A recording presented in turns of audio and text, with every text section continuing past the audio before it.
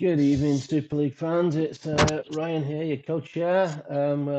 Going live on Wednesday night, not for a game week, but for a bit of a transfer chat. I'm delighted to say we're joined by, I believe, about 10 Super League managers, and our media guru is here to host. Evening, Mr. Fifey.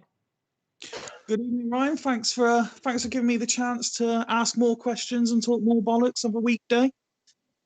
It's always an absolute joy to hear your voice talking bollocks, mate. Where do you want to start, mate? Where do you want to start? I think I'll fire some generic questions, get some general sense of the tone from some of the managers joining us, and then we'll go in a bit deeper and look at some of the squads more specifically. If you're happy with that. Yeah, you go away, mate. And if anything you want me to click on, just let me know. As Ryan said, obviously this is all about the transfers. The transfer window officially opens. Is it after Sunday's game? I think that's right. After Sunday's game, there's also a little bit of a break in the in-game schedule. So obviously it's started the 24th, and then it goes to the 5th of December. So there's a good chance that a lot of the deals will actually get completed in that time as well. Cool. Right. Well, you know let's get going from the off, and as you said, we've got a number of the managers joining us. So I'm going to start with Ian of Northern Burn, if I may, for no other reason than he claims for personal reasons he can't join us on a Friday night at the moment. So it'd be good to hear his voice and give an opinion on things.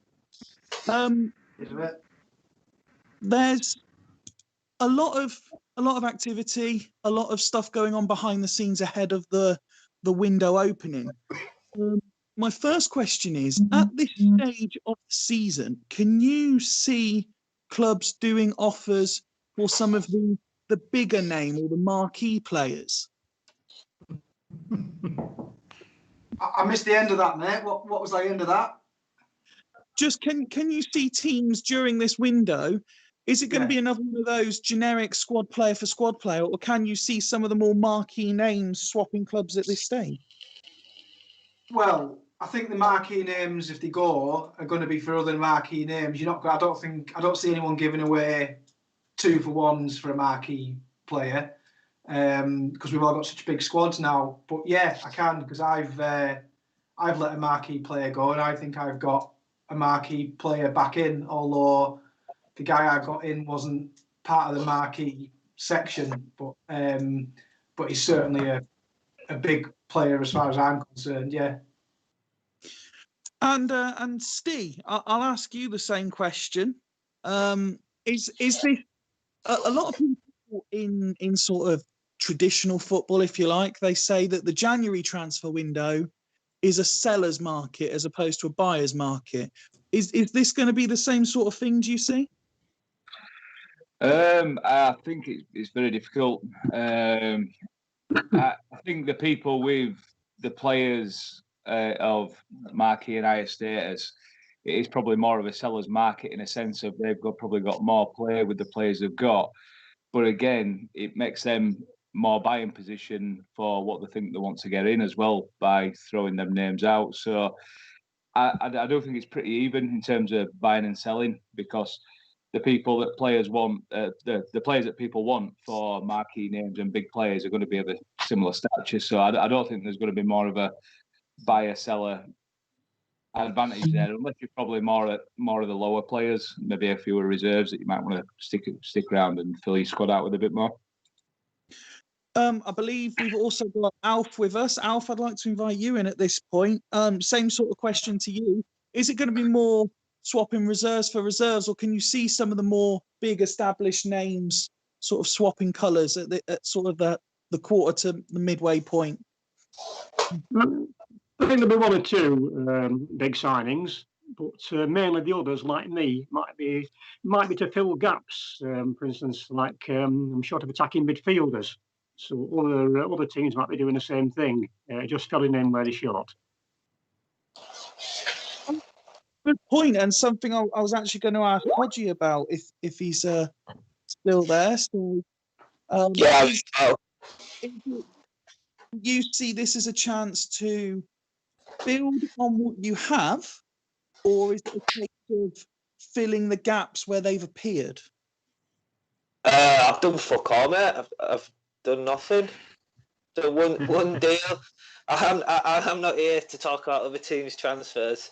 I'm here to put my point across on something else, so you can come back to me if you want in a bit. I think I know when I've got nothing else to say. I've not done any business. Fulchester boss Chris is also with us as well. Good evening. How are you? How are you, pal? Evening, Fifey. Very tired, mate, but plodding on. How are you? Yes, equally tired, I think, mate. It's been a busy day, a busy week, and a trying year for everybody. We're just sort of generically talking about the window at the moment, not specific deals, and saying, is this the sort of market where you can see big names swapping? Is it more of a market where just the reserve players, I believe yours are up on the screen at the moment, they're sort of going to get swapped around teams? Is it more of a seller's market, the same as the January transfer window in professional football, if you like? I think for me, it all depends on where you are in the league. So I'd be interested to know, have the teams in the current top six had more struggles to do business than teams in outside of the top six? Because I'm in the same camp as Hodgie in that I've done next to nothing. Well, we'll get onto a potential deal I've done later, but I've pretty much done nothing, and nor have I had any approaches directly, bar a couple for Veron, which naturally I'm going to turn down unless it's something outrageous. For me, I think it'll all depend on where you are in the league.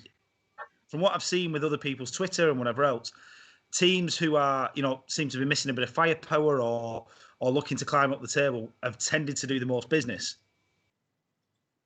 No, it's a valid point, and I think it's something that traditionally has happened. I know, for example, if I speak briefly on my own situation, traditionally, obviously, I'm down the bottom of the league, and desperately trying to do something to change the tide, so to speak.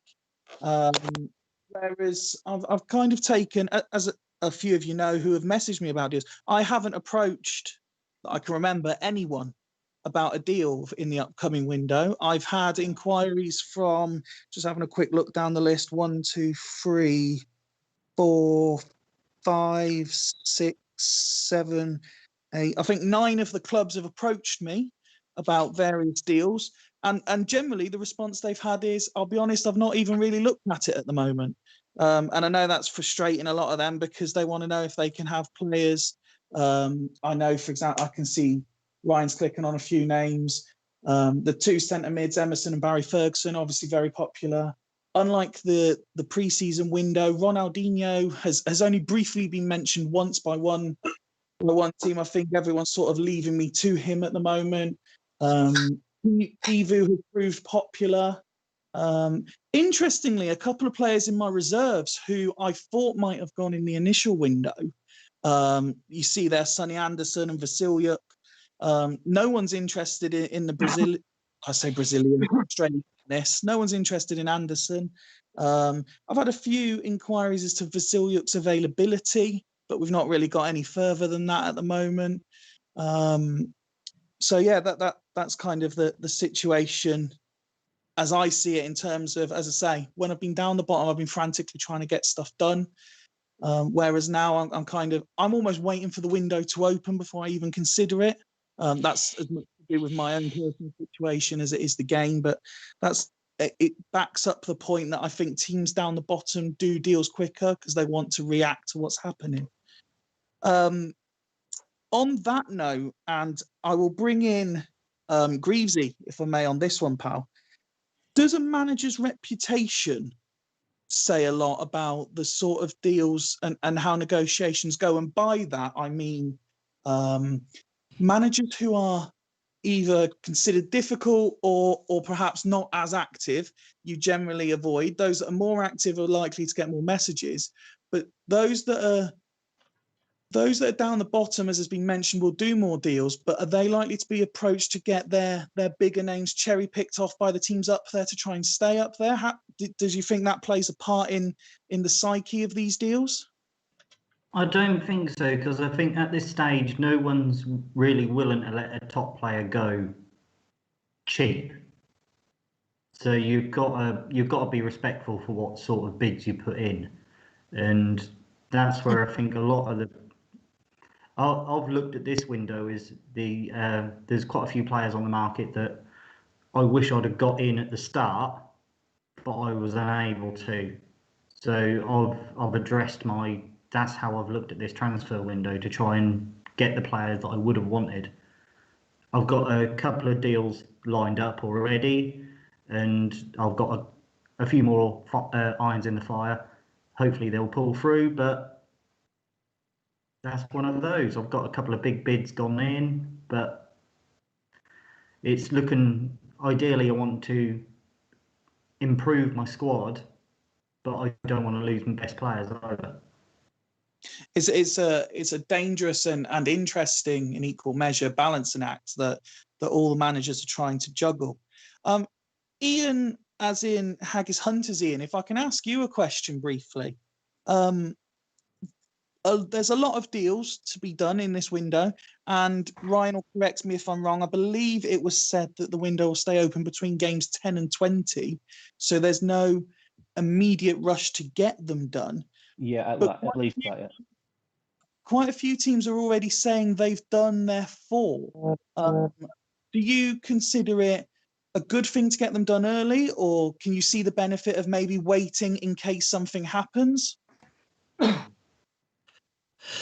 For me personally, I think newcomers to the league, when I was fairly new to the league, you sort of get a wee bit transfer fever and you want to just get there and get deals done, and maybe more so if you're struggling a bit, you want to maybe try and get deals over the line as quickly as possible. But I think there's definitely value in waiting just to see who's moved and stuff. And I think even maybe if you do a couple of deals, but always keep a space, I think, just in case for that one deal that might just come out of nowhere and make a difference. I've sort of done that. I've done a couple of deals, but there's still spaces there. So I think you're always wise to keep a space, just because you never know what's going to happen. No, I think that's a wise approach. Finally, I think that the last fellow manager I've not had a chance to talk to is Scott at Bostock. Good evening, pal. How are you? Is he still there? Evening, Fifey. All right, pal. There he is. I just wanted to know, and as someone who is quite fairly active in the transfer market, but someone who is very quickly become not just a student of the game, but a student of the Super League specifically. When you're looking at negotiations and deals, are you looking ahead to the next window as well?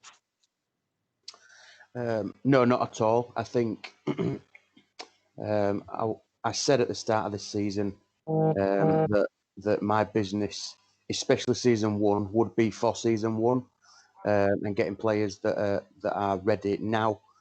Hence the Maldini signing late on in the window and that sort of thing.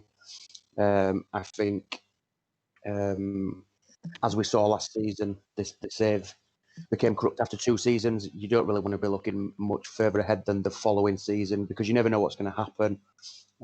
Managers might come, managers might go. So no, for me, it's about this window specifically is about there's no rush to do any deals. There's no urgency to do any deals. But if a deal presents itself that's going to potentially make the squad stronger, then it's definitely something we'll consider. So, swapping a squad player for a squad player, it potentially could be pointless, but if it's to strengthen a position where you might be a little bit weaker and to release a player who's unlikely to get any game time, then it's definitely adds value to your squad. Okay, it's a valid point, but let's look at it from another perspective, and I'll centre it around the Devils, because they're the team I can talk about without infringing on anything. if I'm looking at, say, Emerson as an example, a player who a lot of teams have asked me about. Now, clearly, you're looking at the averages there on the screen and the amount of games he's played. I'm quite content with what he's doing at the moment. Mm. But I've spent quite a bit of time looking at the list of players because of the rules in place for this window, and it's only players that didn't move during the first window. And that I'll be honest, that there's very few that were on the list that I would say, do you know what, I'd be happy to trade Emerson for.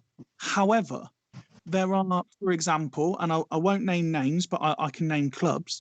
I looked at Fulchester as an example, and there are potentially two players there who, if Chris Mack wanted to do a deal in the next window, I would potentially say, do you know what, I'll leave Emerson available in case Chris wanted to do a deal for those players. It might come to it that he's not interested in doing a deal for those players, but I look at it and say, it's a better bargaining chip than to cash in now for something that I perhaps didn't want as much.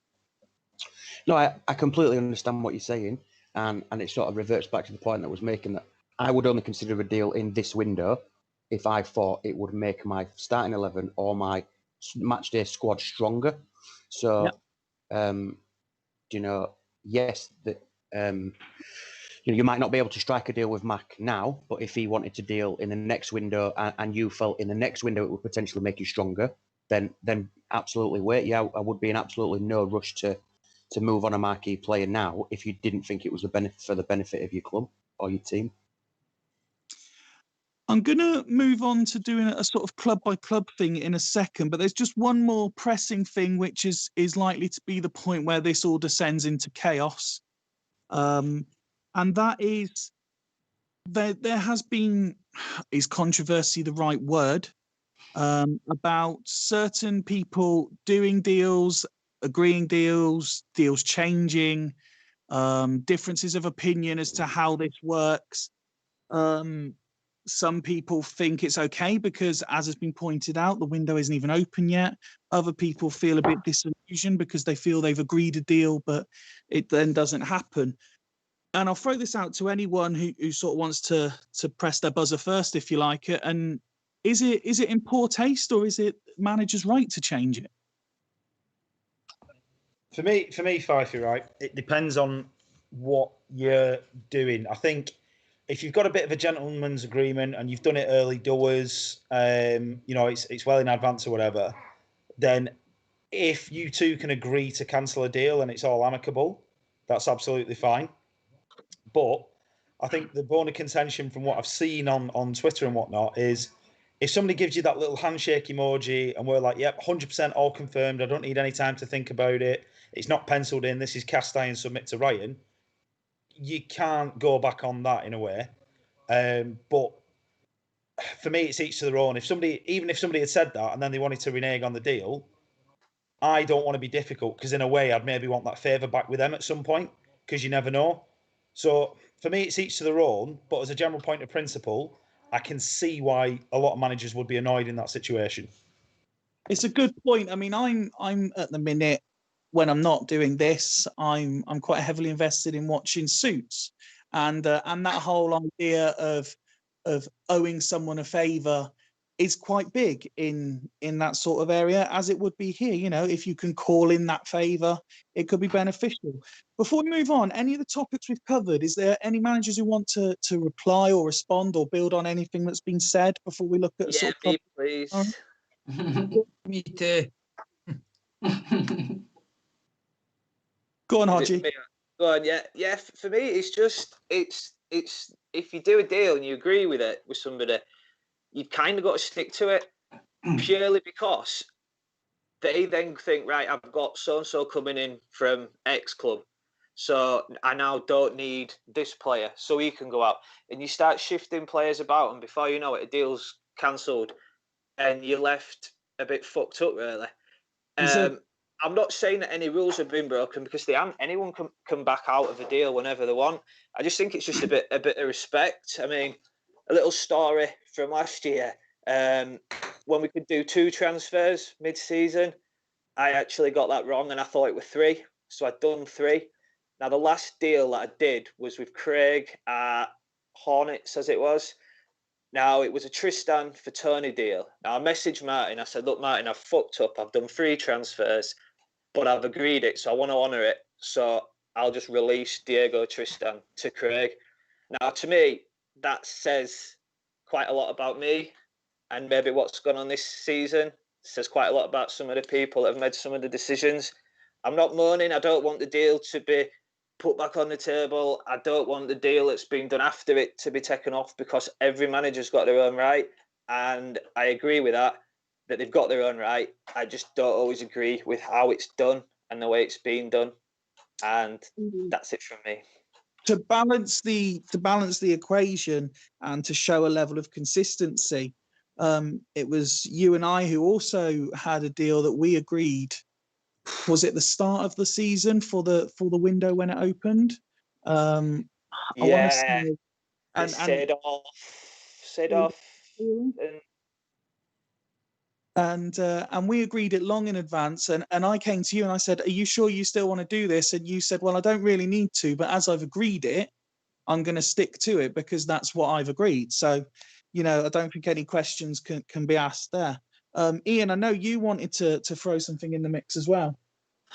Just kind of picking up on what Hodges says. If you've made an agreement with somebody and it's like you've shook on it and stuff, for me that's a deal done. But also you've got to look at, once you've agreed a deal with somebody, you can then go and look to build your squad knowing that deal's done. So you can then go and make deals with another 3 managers.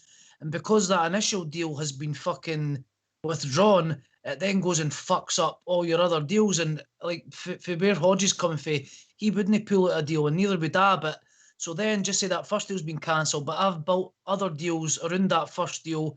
So then I've got to go ahead with the deals I've made and then potentially leave myself fucked because that first deal's been withdrawn. So I just think it's in bad taste. And I know it's not breaking any rules, but surely a gentleman's agreement is just that. It's a gentleman's agreement. You shake on it and you've just got, I've regretted making transfer before, but you've got to sort of live by the sword, die by the sword.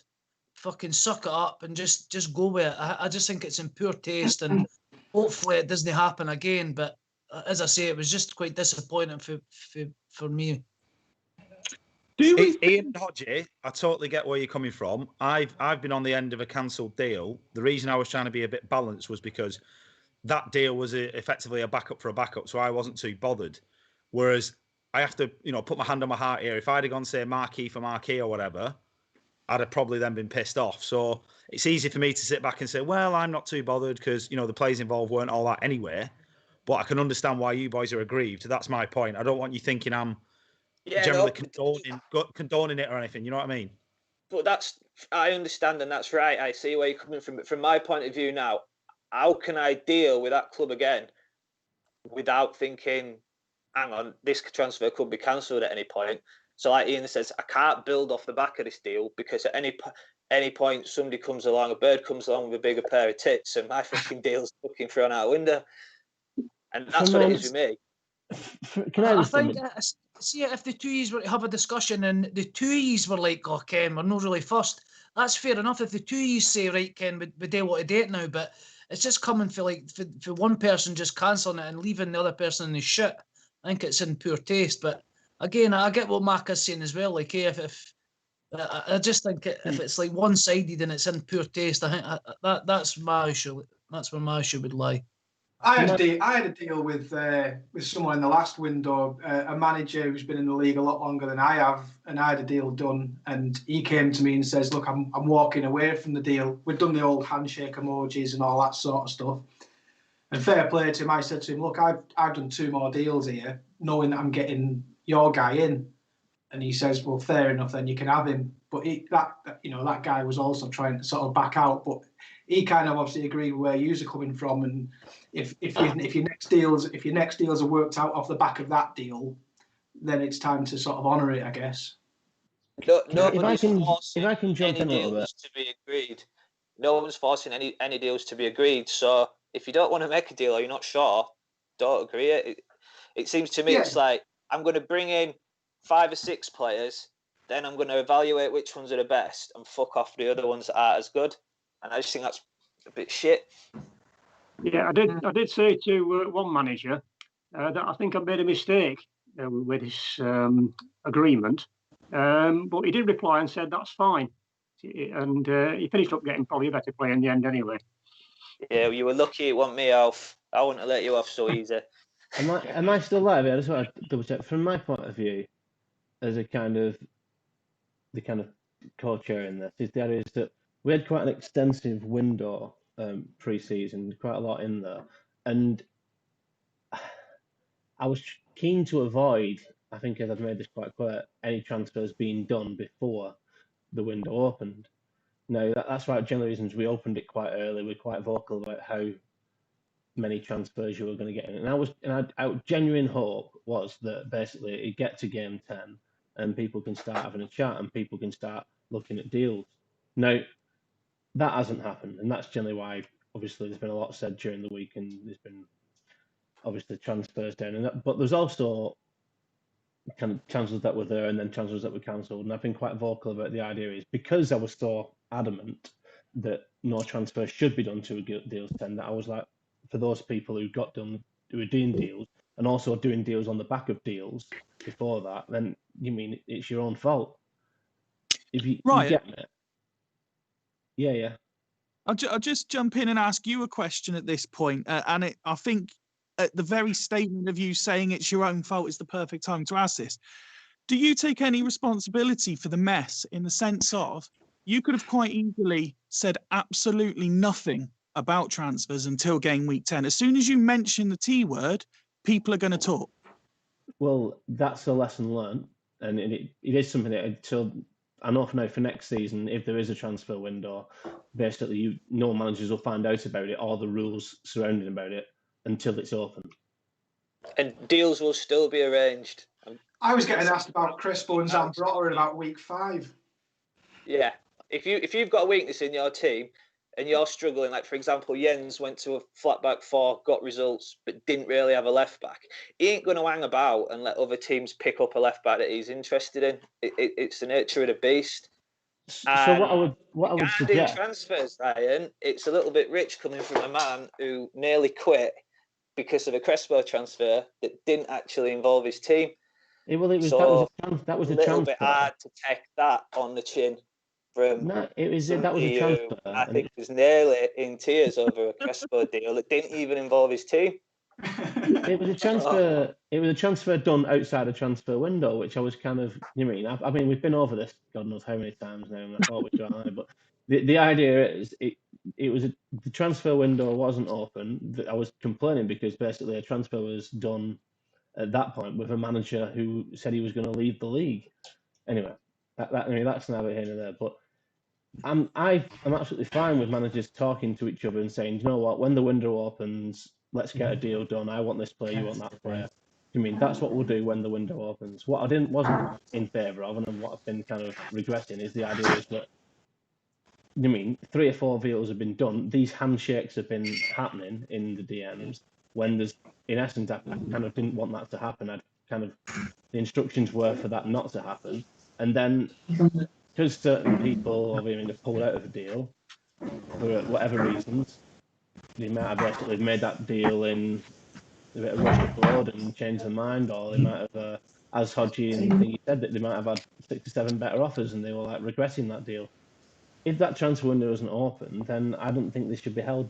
I don't think they should be held to that deal. Do you mean? I think sometimes you kind of say yes, and you get quickly told handshake because that other person's really eager, and then do you mean? And then actually, then you've got to live with that. Do you mean? It's a bit of a in the game. If the transfer window's open, if Hodgie makes a bid for Rivaldo from Macca, right? Basically, the transfer window's open. Macca's accepted that bid. It's gone through on the game.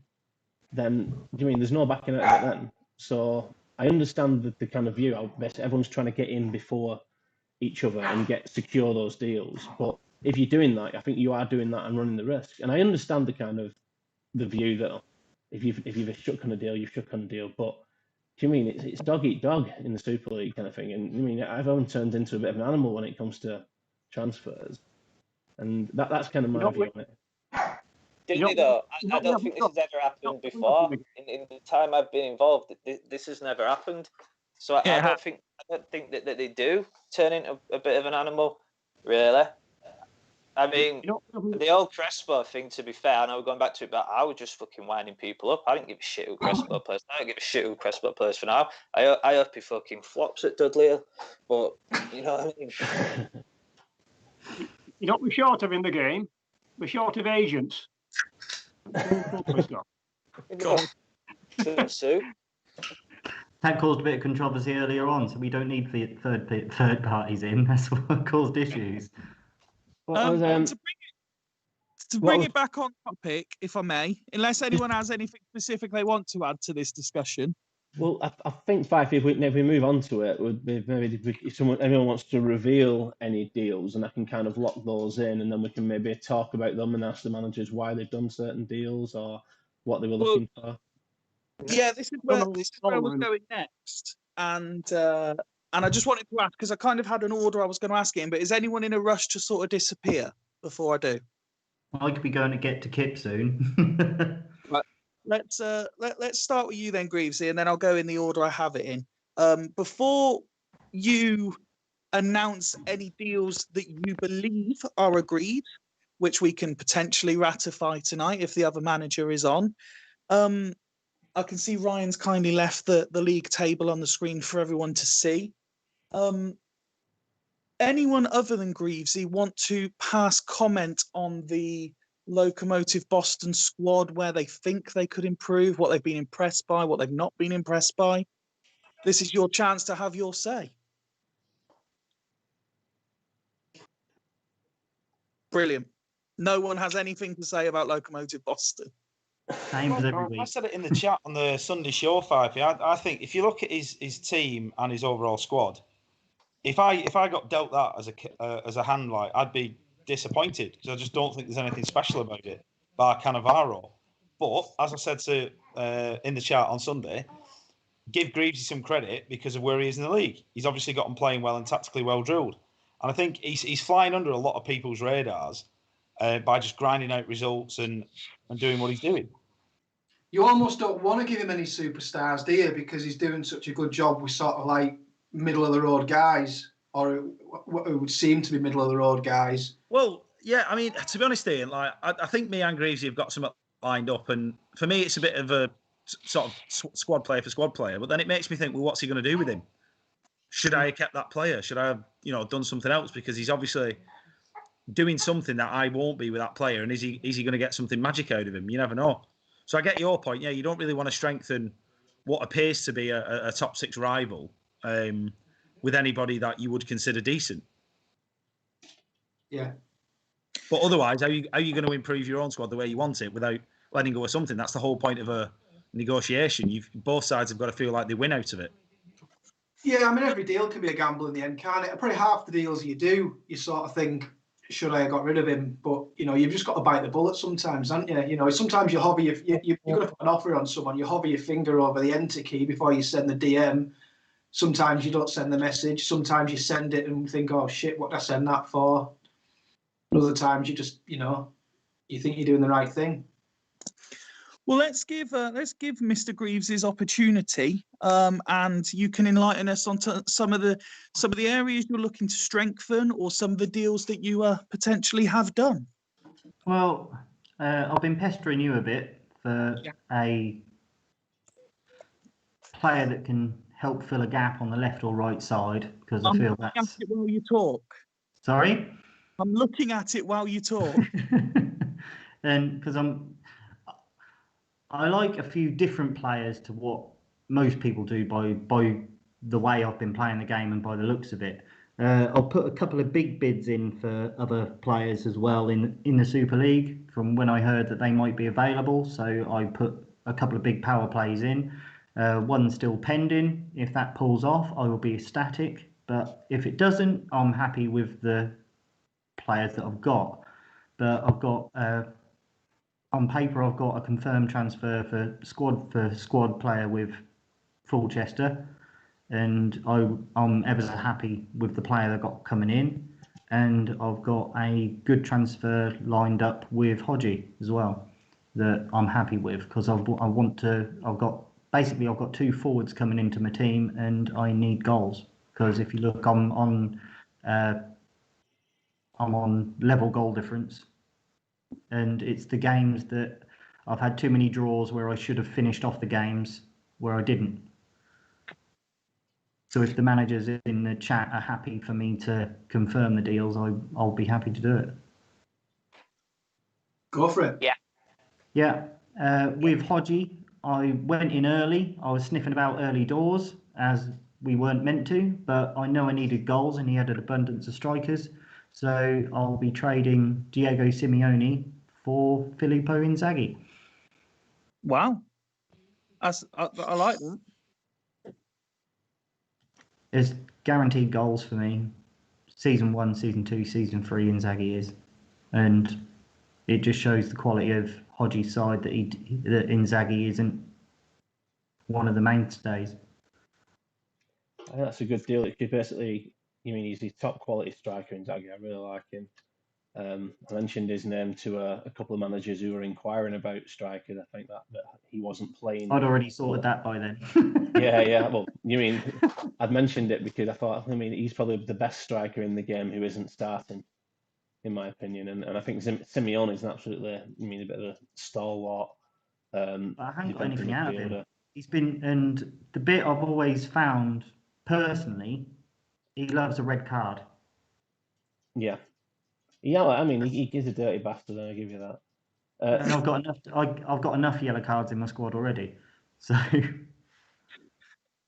Ryan, can I just clarify a transfer rule while I'm because I'll be honest, I'm looking at certain things while people are talking at the same time, because it's the biggest chance I've had to look at some of the messages I've had. The ruling regarding reserve players, if we transfer one, are they allowed to be swapped into the first team, or if you transfer out a reserve player after game 10, we can put reserves up. The transfer window is game 10, and if a transfer player comes in, then you can kind of switch players about. We'll allow a bit of leniency in that front. But yeah, if the transfer happens between game 10 and 11, it's a reserve swap window anyway, so you'll be able to swap whoever you want with your reserves. Cool. So yeah, I like the. Sorry to interrupt, Greavesy. I like the sound of the deal, Inzaghi for Simeone. Did you say there was a second one as well? Yeah, I've got basically it's a squad for a squad player, but he's actually going to be in my first team because I love him as a player, and that'll be Victorino from my reserves, swapping with Franca from Colchester. Okay. Anyone got any specific? Sorry, it'd be nice to see Franco, won't it? Because I think Andreas got Franco in the last incarnation, and he bombed him off out of the league straight away. So we never got to see whether he was any good. He can score goals, I reckon. He's a Brazilian Robbie Keane.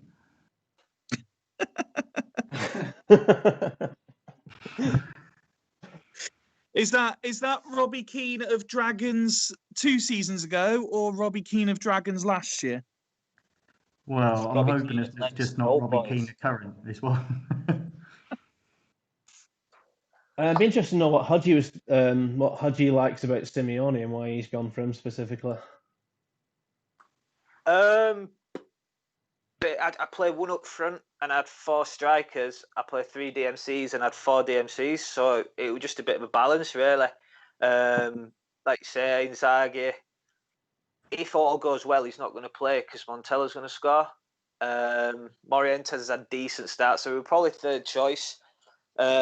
So yeah, just adding a bit of strength. We had 2 DMCs injured against Colchester, and it left us a bit short. So just bring an extra body in a position where we sort of play more players, which made sense. You'd start Simeone over Patsatstoglu, Sarachinsky, Pereira, all those.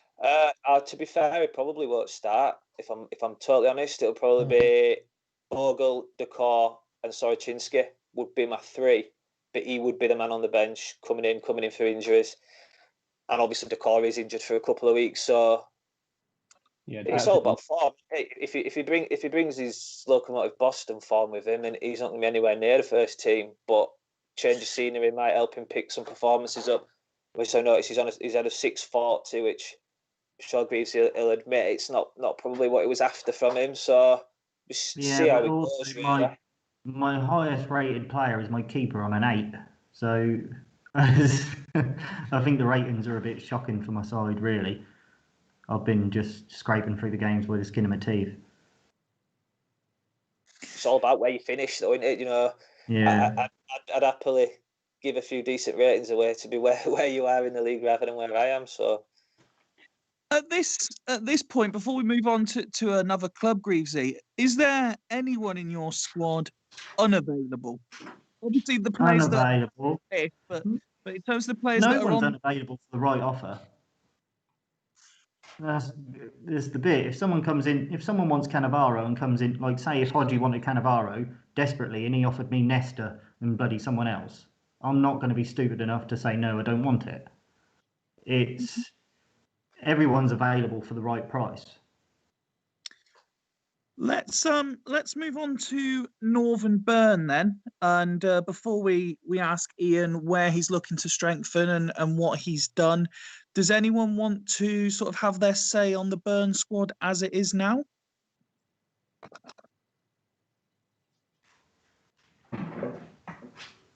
For me, I'll kind of jump in as kind of coach. I kind of mentioned to Mr. Edwards in a private chat kind of thing. I think he's got a real squad of Galacticos, but he's really lacking in this attacking midfield area. I just don't think Oliveira and Guvu are kind of up to the same level as the rest of the squad. I think absolute quality all over the pitch, and it just seems to stop and have a little gap there. And obviously he's got players like Tesman and Crespo, so it'd be interesting to see if that's where he's aimed to strengthen. Ian, before you talk about your transfers, something that I think now is as good a time as any to ask you, particularly me in my new controversial role on the Friday night show, something I've said a few times, which a couple of managers have agreed with potentially. This is the second time you've had a squad littered with high caliber players, and it's not quite happened for you. Is that a fair assessment, do you think, or are we being unfair and just piling on the pressure for lols? Well, I wouldn't say I've got one of the strongest squads this time round, but I worked very, very hard to get what I thought was probably just about the best squad last time out. Yeah, I think last time out was a massive failure because my squad that I ended up with looked absolutely nothing like what it started with. I did about 500 deals, got some really great players in, and completely wasted all of them. This time round, I don't think the squad is anywhere near as good as that one. I don't even think it's top 6 in this one. I mean, I'd swap with yours, mate. That's for sure. But yeah, we should be doing a lot better than we are. Yeah, I mean, we're very, very unlucky, I thought, for the first few weeks, and then just pretty shit for the last few weeks. And what have you looked to address transfer wise to rectify the situation? Well, nailing down a formation for a start, which means I think we're going to be playing one up front quite a lot, which meant I could probably afford to lose a striker out of the squad. So it was a case of, do I cash in on a marquee player, who the Vultures have been after for weeks, or do I get rid of a lower rated player and bring in someone else lower rated in the rest of the squad? Yeah, and other than that, I don't think the only couple of creative players really that I drafted at the start were Alex and Joe Cole, and I traded Joe Cole straight away. So I felt I needed to get some creativity back into the team. So yeah, the deals that I've done involve really trying to get some creativity in. But you brought a couple in from me, Ian. I have, yeah. And one of them was very creative last week, wasn't he? Unfortunately, against me. Yeah. Is there any of the any of the deals you've done that you're in a position to divulge to us tonight for the assessment and critique of your fellow managers? Well, both the managers that I've done the deals with are on tonight. So if with their permission, yeah. Yeah, you can reveal that. Do you? Yeah. Can reveal that. yeah. So yeah.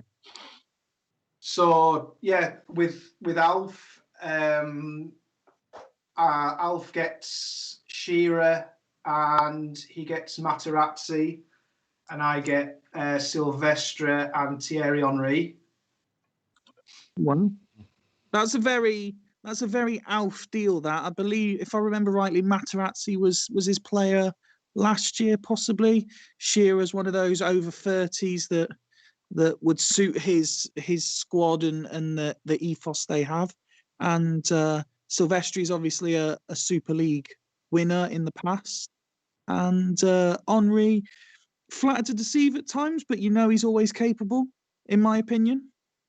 Yeah, I mean, that deal was that. Sorry? He's banging form at the moment, playing attacking midfielder, which I never saw in the first instance, which is why I arranged the deal. Yeah, well, plan for me was to maybe be playing him behind a striker, and then he's got and shown against me what he can do in that position, hasn't he? So yeah, I'm quite happy with that one. Yeah. Someone else was going to say something about that deal as well, I believe.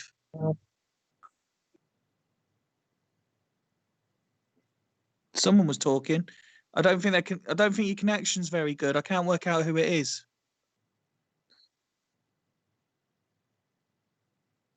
No, we'll carry on. Let's go from the bottom to the top and talk to Scott about what's going on at Bostock. But again, before we let him have his say and Ryan clicks away, has anyone got anything particular they've been impressed by, or they think there's an area for Bostock potentially to be looking to strengthen in this window? Sorry, Faf, I think, are we only halfway through? I was going to say, did you not want to talk about the other deals? We can move on if you want. No, sorry, I thought because we couldn't get the connection for the second one, we were kind of moving on to the next one. No, carry on, mate. Well, the second one was is a deal with Dudley Hill, 2 in, 2 out, and so Dudley Hill get Crespo and Alex, and into Northern Burn is Ian, Robin, and Gattuso. Oh. Some reactions there, weren't there? That's me making noises. Ooh. Would you like to expand on ooh? I'll be honest, I'm not sure what to make of that. Like, Ian, you've obviously got something in mind, but I personally think that makes you weaker. I think you're already strong at DMC, and Robin, is he going to get you more goals than Crespo? Well, I'm just looking at it there, how Ryan had the screen on the squad. And you're essentially saying that Robin is a like-for-like swap with Alex. So you would argue that Burn have got the better deal there. But then he's only 17, Fifey. This is true, but we've all seen what he's capable of at 17. When have we seen what he's capable of at 17 in season 1? In the last incarnation, when he tore it up at Churchtown. It was season 2, wasn't he? He was brilliant. He was brilliant season 2. But obviously, I am looking at climbing the table and seeing as high as I can get. But I don't see the harm in 1 or 2 transfers being, for the first 2 seasons as opposed to just right now, especially with Henry coming in as well. Okay, so are you therefore suggesting that, because I think we would all agree that looking at it in a simplistic term of Gattuso for Crespo is not a good deal, but are you suggesting that what you think you can get out of Crespo between now and the end of the season, you will get more from Henry? Well, I don't think the deal is Crespo for Gattuso. I think I need to look at that deal as 2 for 2. I don't think it's 2 individual deals, and I think that I have tried both. I've tried both my strikers this season, and Kesman's the one scoring the goals for me. So Kesman's the one that's going to play up front, and Crespo can fuck off. Okay, but again, I will ask the question: if using that as the base format, if you're not looking at Northern Burn and you're looking at CM0102 season 1, who are you backing to score more goals season 1, Crespo, Shearer, or Henry? What were me in charge? None of them. But I don't know. You look at how Crespo performed for Rob. He was shit. He's been shit for me. So we're 9 games in. I know, and he was injured for the first few. I'll give him that. But I think the 5 in the last game was didn't help his cause. I was Ryan, if you can, Ryan, how many Shearer played so far? None. Hasn't touched.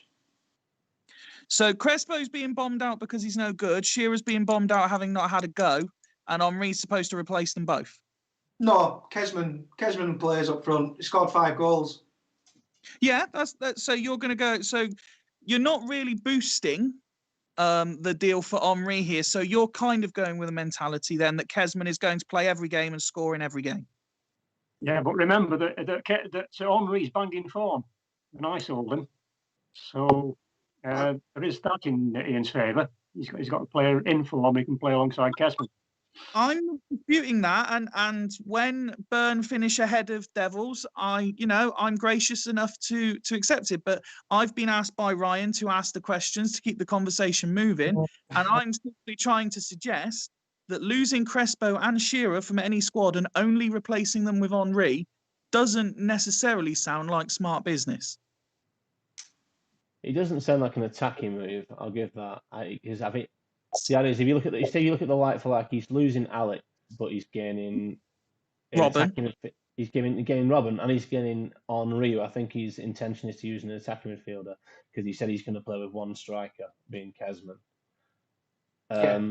So I think the idea is definitely Henry's more versatile than Crespo. Shearer obviously doesn't fancy. He sold him to, I don't know. Yeah, not too sure what happened last time, but I believe he was at Northern BTEC at some point and got rid of him. So he obviously doesn't fancy Shearer. He's no interest in Materazzi. Alex is the Alex going out and Robin coming in. I think he could have done with keeping hold of Alex, in my opinion, because he's still only got 2 options. Because I don't think Oliveira and Zuma, who was the other one, are strong enough in that attacking midfield option in an area. So if he's not got Henry playing and he's not got Robin playing, then he hasn't. I don't think he's got too many options at attacking midfield. That was what I said. It'd be interesting to know what Steve Wright at Dudley Hill thinks of that transfer. What attracted him to go for Crespo and Alex? Well, I think, obviously this coming out of blue caused a lot of the issue, but there were a tweet that Boise put out earlier today when he were talking about Roxy's CM0102 World Cup, that in a sense, Crespo, he won't get you 30 goals a season without a shadow of a doubt, but he'll plumb you decent average rating, and he genuinely wins titles. I'm not in any sense suggesting that I'll be anywhere near top 6 or going to win the thing at all, but he seems to be in successful teams. Obviously, the reason I went for the transfer, which is obviously public knowledge now, because I keep having a horrendous amount of shots on target and not scoring a lot of goals, especially at home. And I think Alex is very versatile. I think he can play centre midfield, he can play on left wing, and he can play the way I'm going to play, left of 2 AMCs. And I don't think you lose anything out of him playing him in any of them. Robin, I think in my head, I was half really thinking that how long will save go on before something might happen to it as well. And he's doing all right at the minute. He's averaging 7.22. And I don't really like him at AM. But I think Carlos has been behind David's my best player this year. And he can quite easily. There's on some saves sometimes he can be a defender AML. So I think he's more than comfortable enough for playing there. If not, Alex obviously can, and then slot somebody else in centre midfield. But I just think it massively increases my attacking options and the way I'm going to play now, as opposed to looking 3 or 4 years down the line. But then again, Alex is only 23 as well, so there's just one question I'd like to ask to both of you at this point regarding the deal, because I think I've asked enough and I've exhausted enough on this particular deal. You mentioned there, Steve, that it improves your attacking options, and you also made the statement that although he might not bang you in 30 goals, he gets high average ratings and he's in successful teams. As it stands, Steve, you're 13th. Now, you're by no means out of the race for top 6 at this stage. That before we get out of it, at the completion of this deal, Steve, would you say you're more confident of being able to challenge for the top 6? Yeah, 100%. Yeah. Okay, and Ian, would you say losing Crespo and Shearer, you are happier? And I know they're not part of the same deal, but losing Crespo and Shearer in the same window, you are more confident that you can challenge for the top 6? No, I've changed my mind. I want to cancel, please. I'm pulling out. Yeah. More than welcome to me if that's what you want to do. No, I'm teased. No, I'm happy. Very happy. Yeah, yeah, I know people are thinking I've maybe weakened myself, but no, I'm very happy with that. Was there any other deals? I'm pretty sure that's all four for Burn mentioned there. Was there anything else with regards to your team, Ian, that you wanted to mention before I move on to Bostock Stanley? My team, no.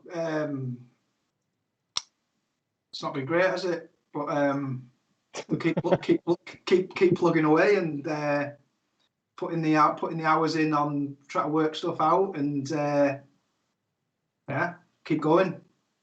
Cool. Well, thank you for taking my questioning and answering directly. And as I tried to rather prematurely earlier, let's rise up to the top of the league and discuss Bostock. I don't know if there is anyone who wants to have a say about the current table toppers before the manager has his say.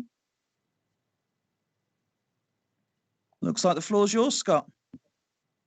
No worries. Fire away, Pfeiffer. Just obviously, in terms of the transfer window, is there any particular areas that you're going into it looking to improve? Obviously, top of the table, you must be fairly happy with your start and must be thinking not much needs to change.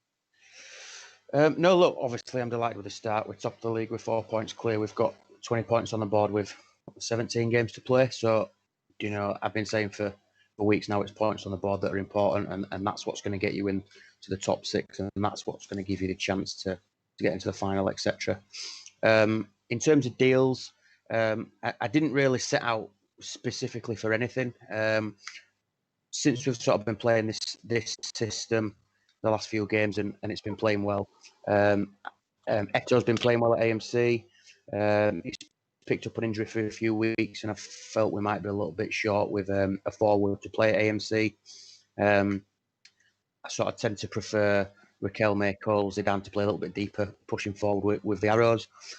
So that was something that I had in the back of my mind. I have agreed a deal. It's a double deal, 2 for 2 with Jens.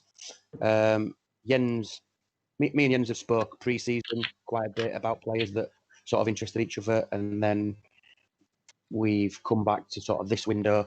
I think it's quite vocal that Jens has, since he's fallen on his formation, that he's been looking for another option at left back. He's inquired a couple of times about Ian Hart. So sort of once he hit a little bit of form and he realised he wanted to get a left back in, he come back and expressed an interest. There's a couple of players that I've spoke to Jens about. Joey Johnson was mentioned a couple of times pre-season, but we never really got anything done. I think there was a lot of interest from a few clubs, and Jens was quite rightly holding out for what he thought was the best offer, but as it turns out, he stayed. Also expressed an interest more recently in Vicente as an option to play behind a striker. Wasn't quite sure that Johnson for Hart was. I mean, it was a fair deal, but I didn't think it strengthened me enough. Anyway, Jens was quite keen for Hart, and he made a very generous offer of Vicente and Joey Johnson for Ian Hart.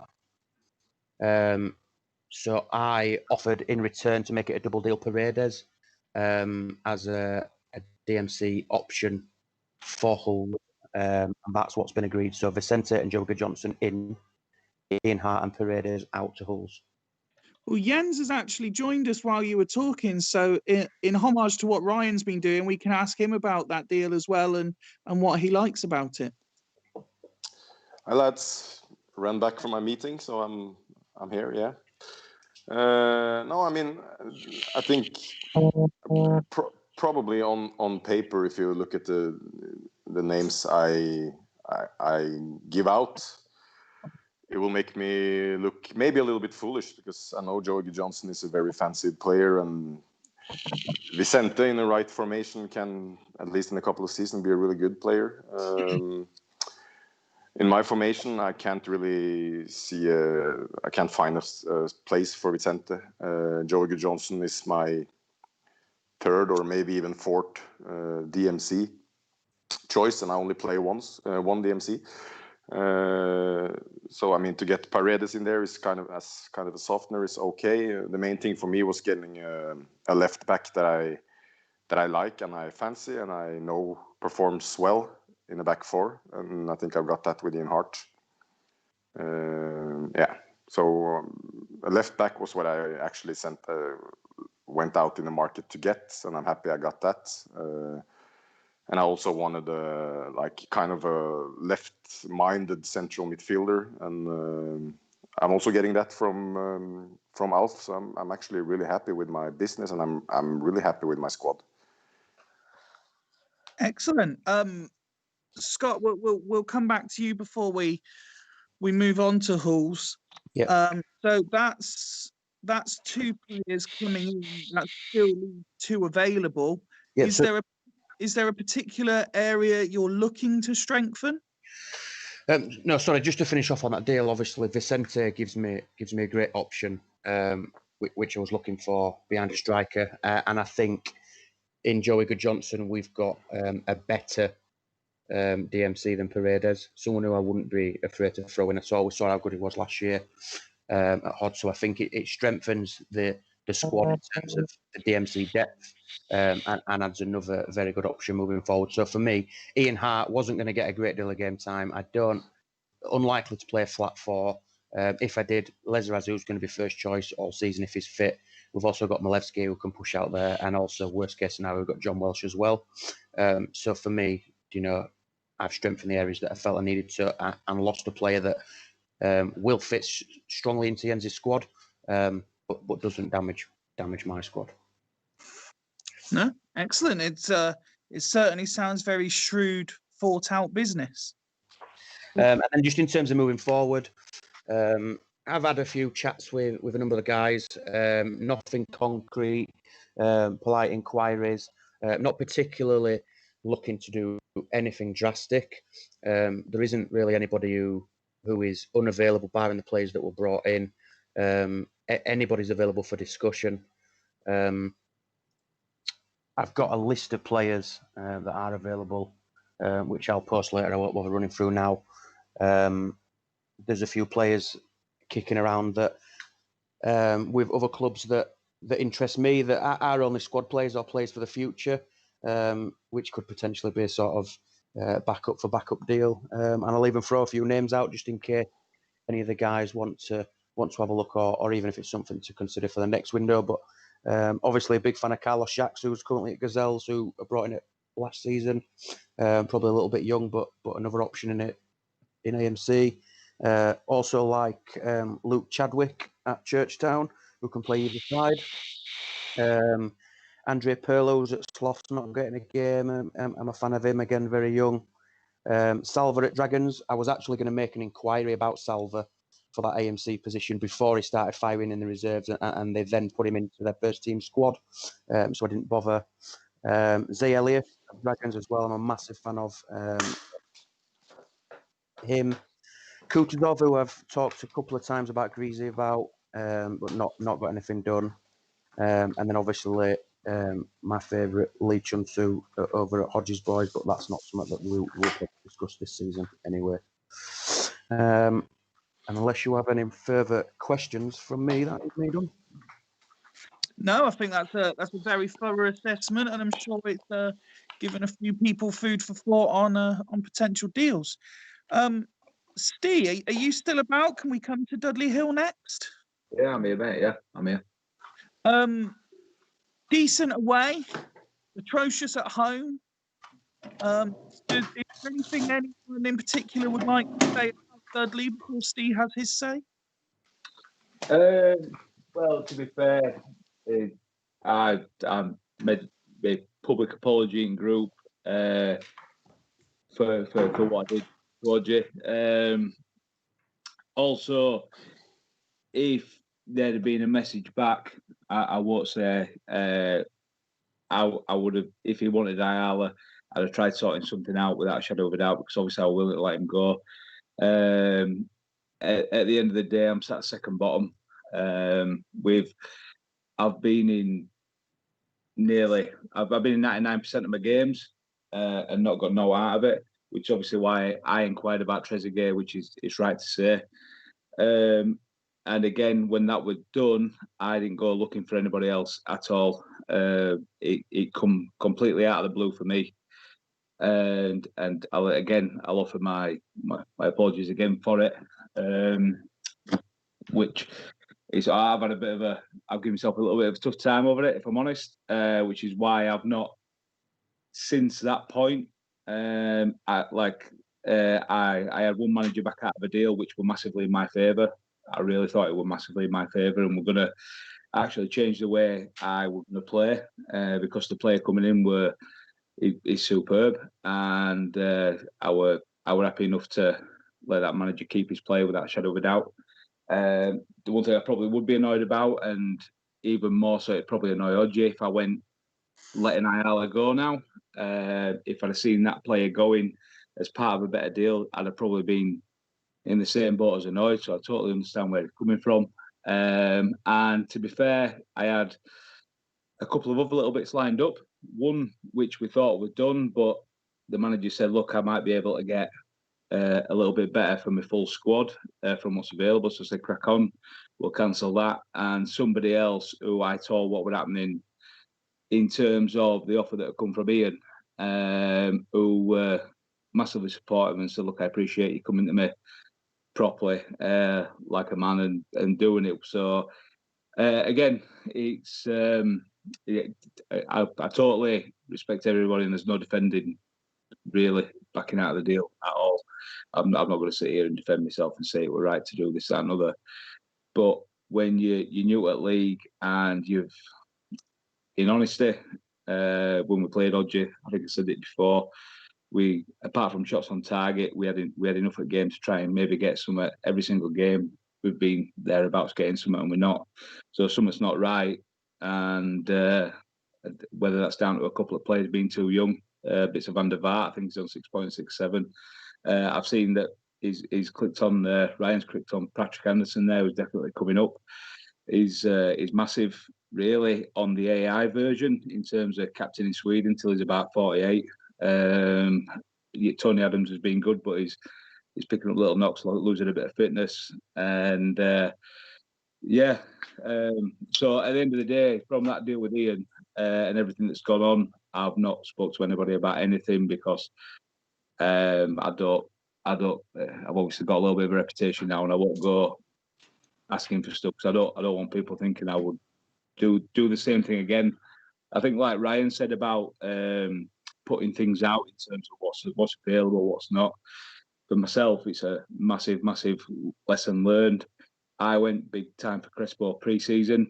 I hadn't asked about him since. I know Ian said people have been asking about him since day dot. I went pre-season. We nearly had something sorted.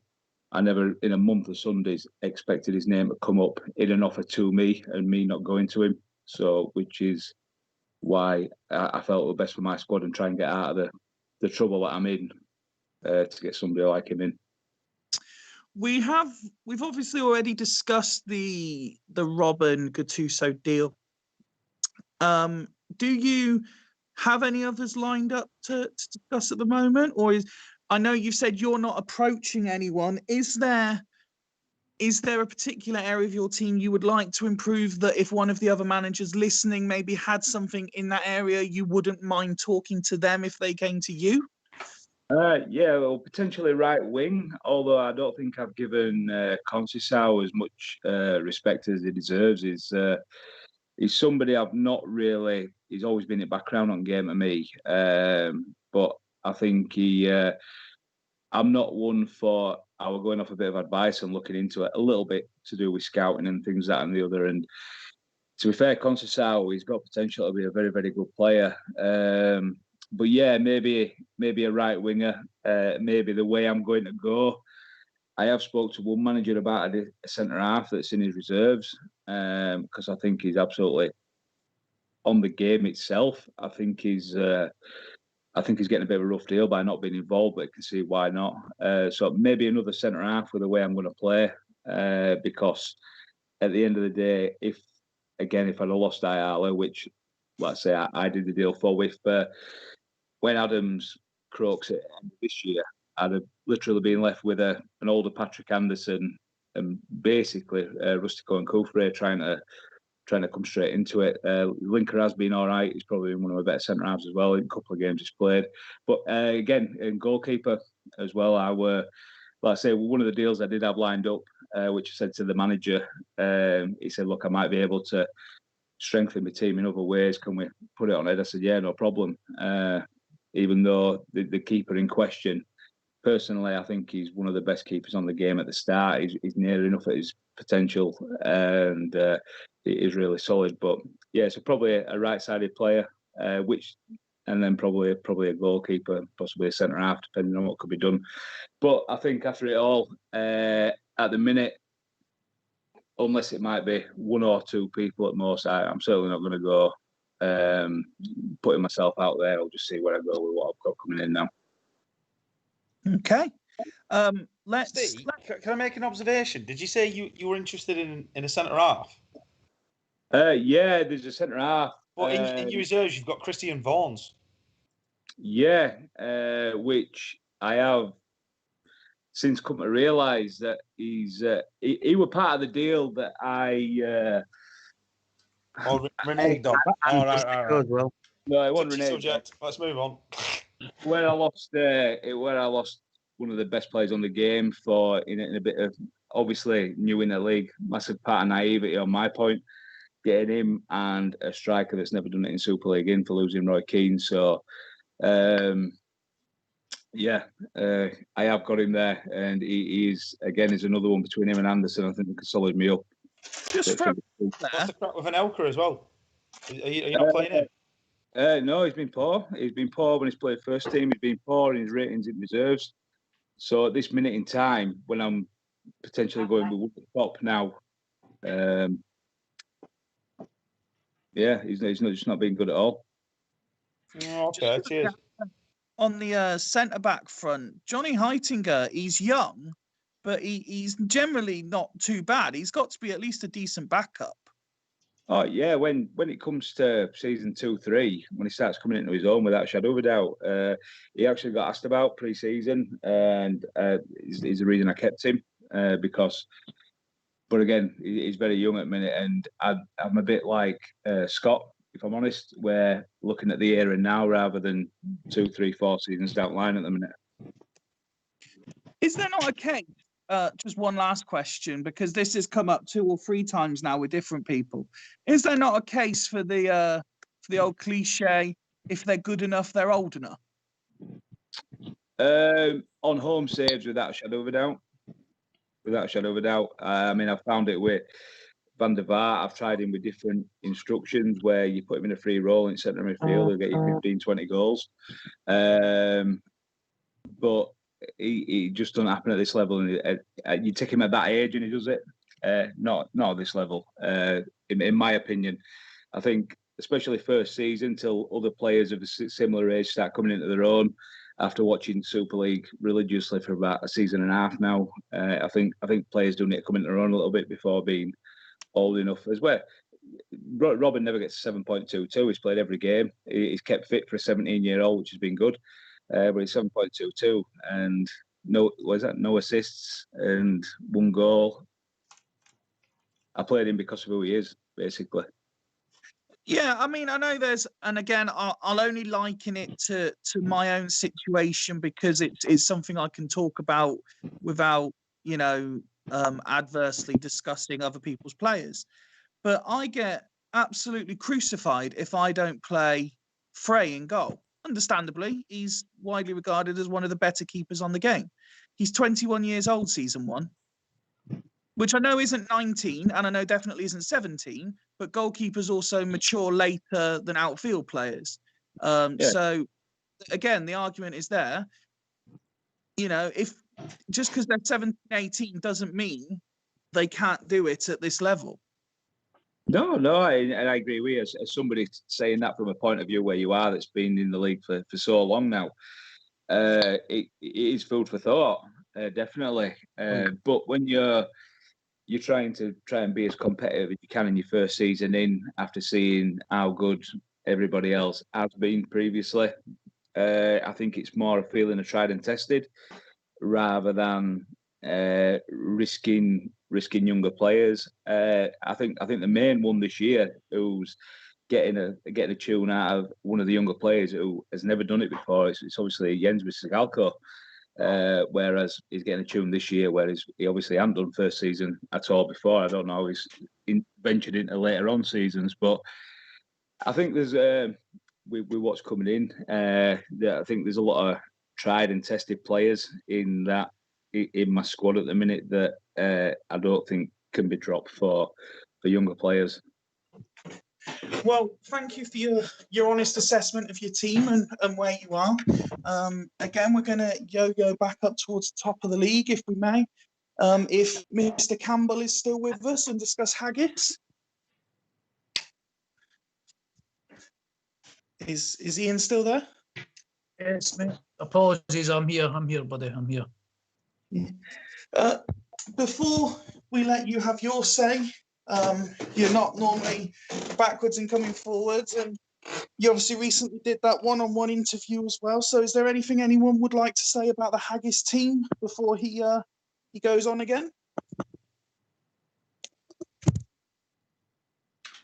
I'll just say one thing. I had a deal that I was humming and hawing over. It was half Rocks, it was half Ian. Went on for a little while and I couldn't make my mind up. And with all the comings and goings, everyone's been sort of talking about different people handle deals in different ways. And I left it a best part of a day trying to make my mind up over one deal. And I went back to Ian and I says, look, mate, can't do it. Absolute gent, just says, don't worry about it. Really good, even though we haven't actually done a deal, really good to not do business with, if you know what I mean. General question for everyone, and this is mainly when you look at the situation at, say, Haggis, possibly at Dragons, that kind of thing. Do people get confused who they're dealing with on transfer deals? No. No. Okay, fair enough. Ian, it's a simple formula. Tato does the media. Rocks is like the director of football, and Ian's the manager. It's a simple system, boys. I don't know why it's complex for people. I thought Ian was the bus driver. Kit manager does the laundry. But I mean, I would be inclined to agree, but for the fact, and I'm just again offering up options here for the point of discussion. If you look at Haggis, generally it's Rox that spoke to me about transfers, not Ian. If you look at Sloths, generally it's Joe that's talked to me, not Rob. If you look at Dragons, you never know who's in charge one day to the next. I've only See, ever Nagasa- dealt, I've never dealt with the other two over a transfer. Only ever Jamie. I've never spoke to the other two. See in regards to that, Fife, Rox has got his duties, and I've told Rox he's got free rein. He can approach guys, but the final say lies with myself. Like, he can go and make things, but if I didn't like the deal, it'll not happen. But generally, we agree on what we need and what positions we need to look at. But the final say lies with myself. I don't care why folk have found it hard to grasp. I don't know if they're just noising me up or whatever, but that's always been the case. I pick the team. I'm the manager. I make the final decision. It's simple, really. Well, on that note, why don't I know you spoke a bit about transfers in your one-on-one interview, but what is the situation at the moment? Are there deals potentially going to happen at Haggis, or are you kind of ruling it out altogether? I kind of got cut off there for a minute, Faber. Are you asking if there's any transfers happening? Yeah. See, look, this is why we talk to Rox about it. Still on dial-up. Ian, your Wi-Fi gone again? Oh man. We'll come back to Ian once he sorts his connection out, I think. Still there? Oh no, he's back. He's back. Can you hear us okay?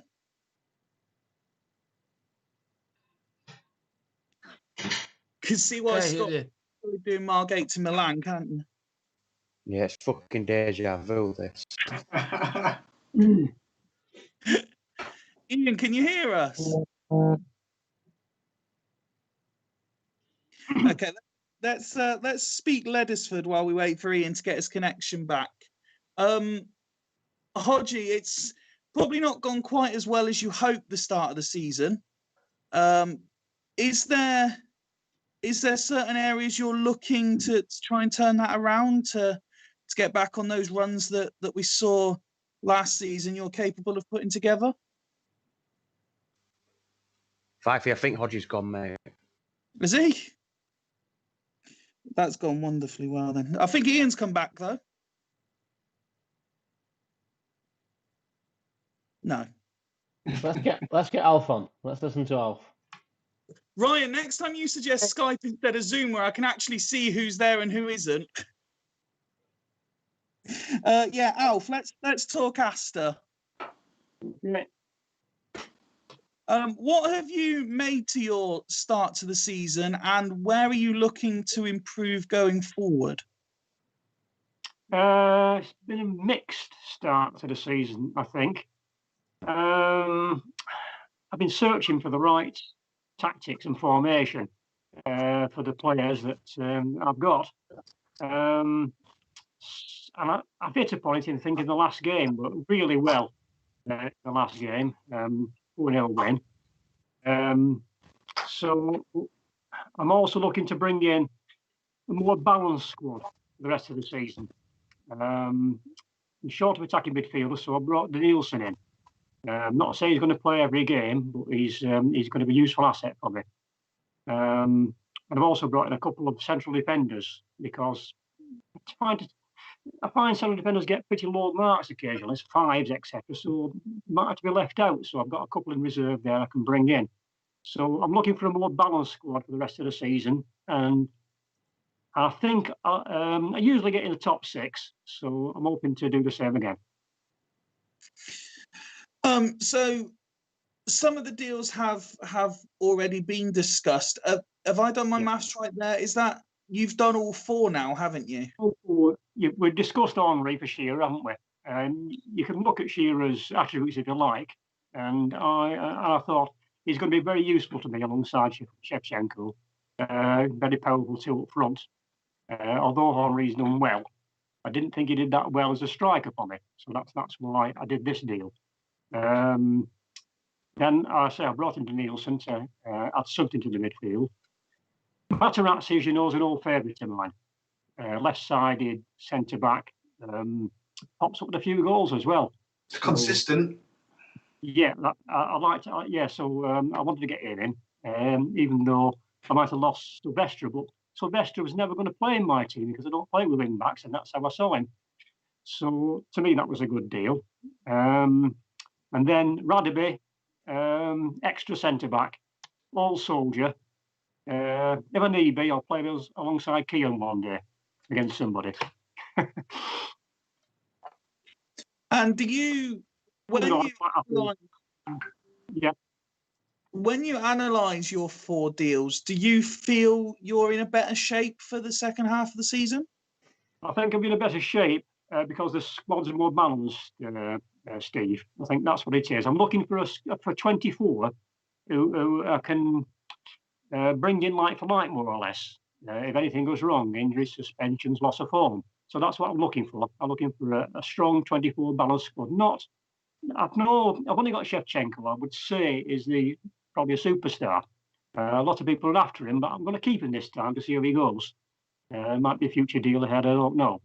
But yeah, that's what I'm looking for, Steve. A balanced squad, moving in and out as required. Alf, it's Scott. Sorry, just to interrupt 5 there. Yeah. You're bringing in Radaby and the Nielsen from Hulls with Jens. Who are you sending in the opposite direction? I'm losing Liverano, but as you know, I've got 17 DMs. Liverano might be with S1. But I thought I'm going to get an attacking midfielder in this place. The Nielsen's not bad, and I can fill in Liverano. As you know, centre back DMs, they get in my system, they get very good marks. So it doesn't matter who I play, and I've played several in that position of Liverani's, and they've all got good marks. So I'm not too unhappy about losing him, to be honest. I've got the player that the midfield that I wanted to bring in because I was short there. So that's the reason I've done it, Scott. No worries, thanks, Alf. Right. Looking at the 4 players Astor have brought in as a whole, when you look at the squad that Ryan had up on the screen, I don't know. Obviously, Scott's just asked his question there. Does everyone else share the same confidence as Alf that his squad is more balanced and there's potentially more quality there now? I don't know, it depends. He changes his formation every week. No, not going to do it. Not for another week anyway. I mean, what I would say though, Alf, right? I mean, obviously, I do give you pelters sometime, and it's all in good faith, mate. But I think I get what you're saying with the well balance is that whilst you've got that formation with the 2 AMs that tend to run up in between the attackers, I think the players you've brought in, I can see why. I think it gives you a little bit more flexibility if you do just want to bring slight variances on that formation. So I think from your perspective, I see why you've done those deals. Mm-hmm. Yeah, we'll see where it goes. But I'll say some of these, they won't play every game for me. I'm not one for playing the same team week in, week out, as you probably know. I like to try different players. And that's what I'll do in this first season. And I've still got players in reserve who are pretty good that I might have drafted in. As I've got not just the transfers, but I've got some good players in reserves that might just put. I've got Duff, for instance.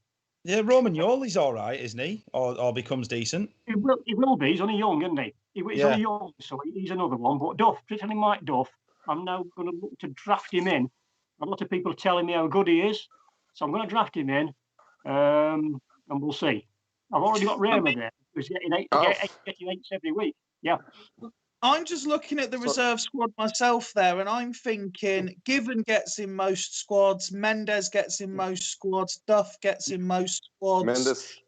Mendes gets into Hulls, though. Mendes is gone. Mendes is gone because, I wanted a stronger centre back in the air. That's the reason why he's gone. Yeah.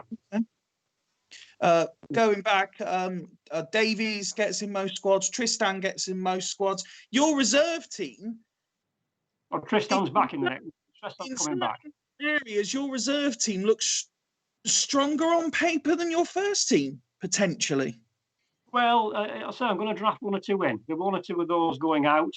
one or two going, because I want to try them to see how they go on. I don't think anybody's really let me down in the 24, so I just want to try a couple of other players. So we'll see. We'll see. I will be, one or two will be coming into the reserves, particularly Tristan and Mike Duff. Okay. Interesting. Interesting to see the approach.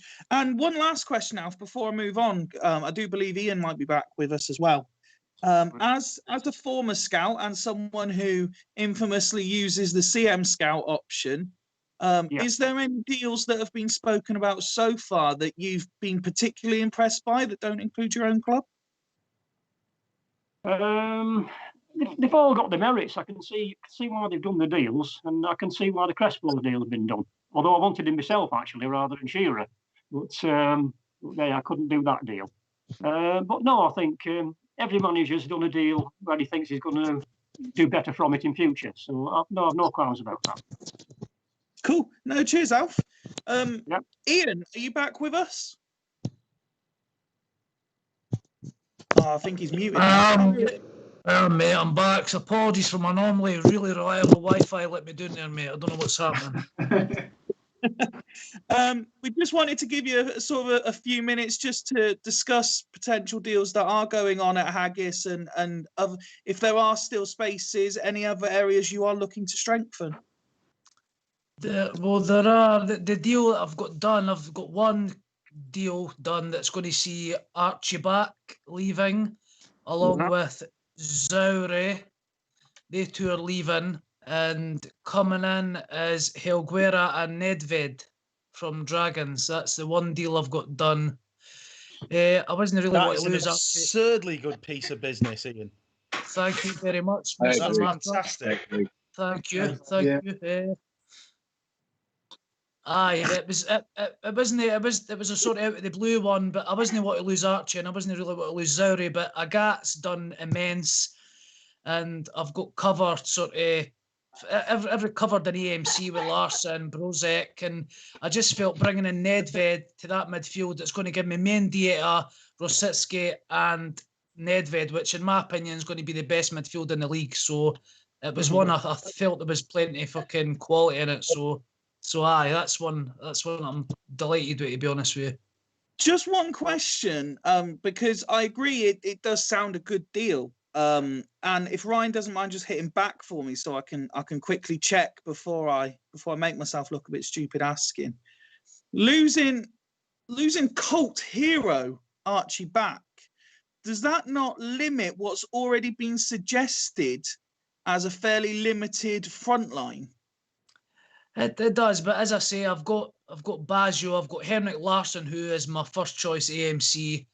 I've got a few players that can potentially play in that AMC role, and that's where Back was going to play. I know he's a forward, but he was always an AMC, and I've got Brozek in the reserves, who I feel was going to be the heir to Archie Back's throne. But I'm still looking to bring in a striker. I've obviously still got two positions left.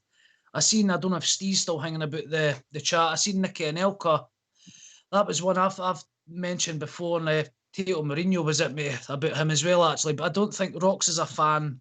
The only thing I'd worry about him is with his fucking sulkiness. But as I say, if there's anybody, I do still want to bring one of my naive deals, Ian. One of my early naive deals, following on from letting Keane go and following on from letting Toldo. I swapped him for Toldo with Ian. Another one of my early naive deals, if I'm honest, because I know what it can be like. But yeah, there's going to be a possibility when he can leave again to be talking about him. So, and I've also got probably the best selection of keepers in the league as well. So as I said, there was a deal supposed to be happening with a club, but the manager decided he's not want to take it any further, which is totally fair. But that was for a striker, so that fell through. So as I say, I'd be willing to part with Canizares probably. In fact, probably any of my keepers for the right deal. I'm kind of, I would be happy if I wouldn't be happy. I'd be content if I didn't bring a striker in, but it's still an area, that's probably the main area. Getting Helguera in covers me sort of centre half, and he can play defensive mid, I believe. But a striker, if anybody's got a striker that they're willing to part with, I would be willing to talk. Well, I'll be honest, Ian, I've just spotted something I missed before as Ryan was flicking. So after this, I might just slide into your DMs quicker than a Tinder date.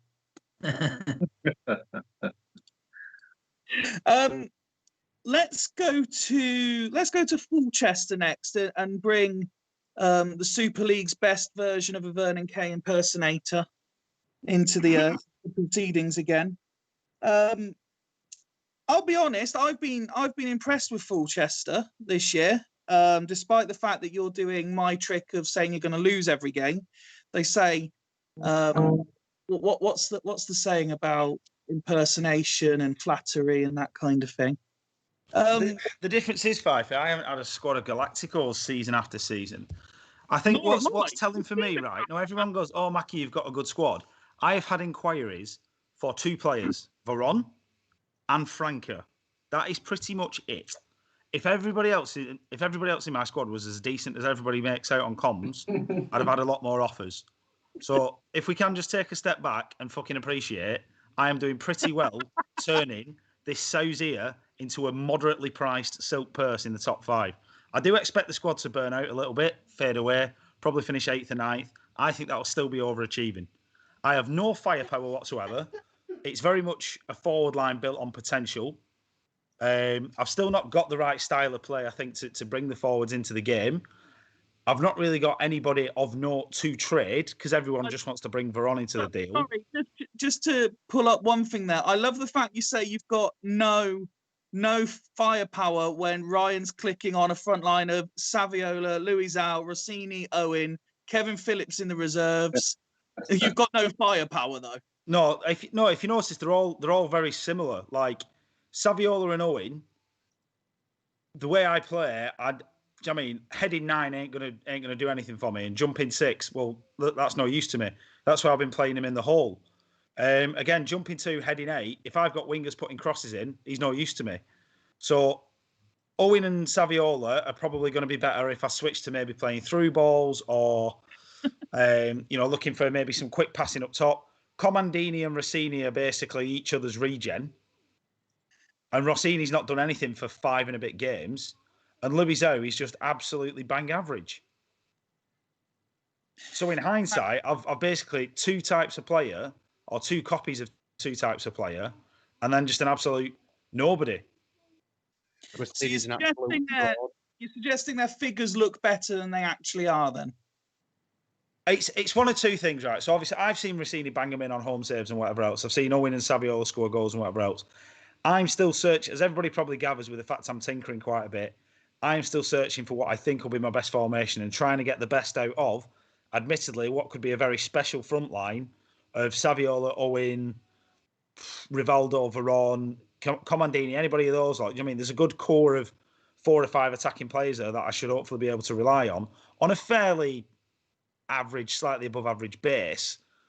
But it's making sure I get the best out of them, and I still don't think I've quite sussed that yet. Just, I mean, as you know, I'm never one to outright discuss people's tactics or say they should be doing one thing or the other.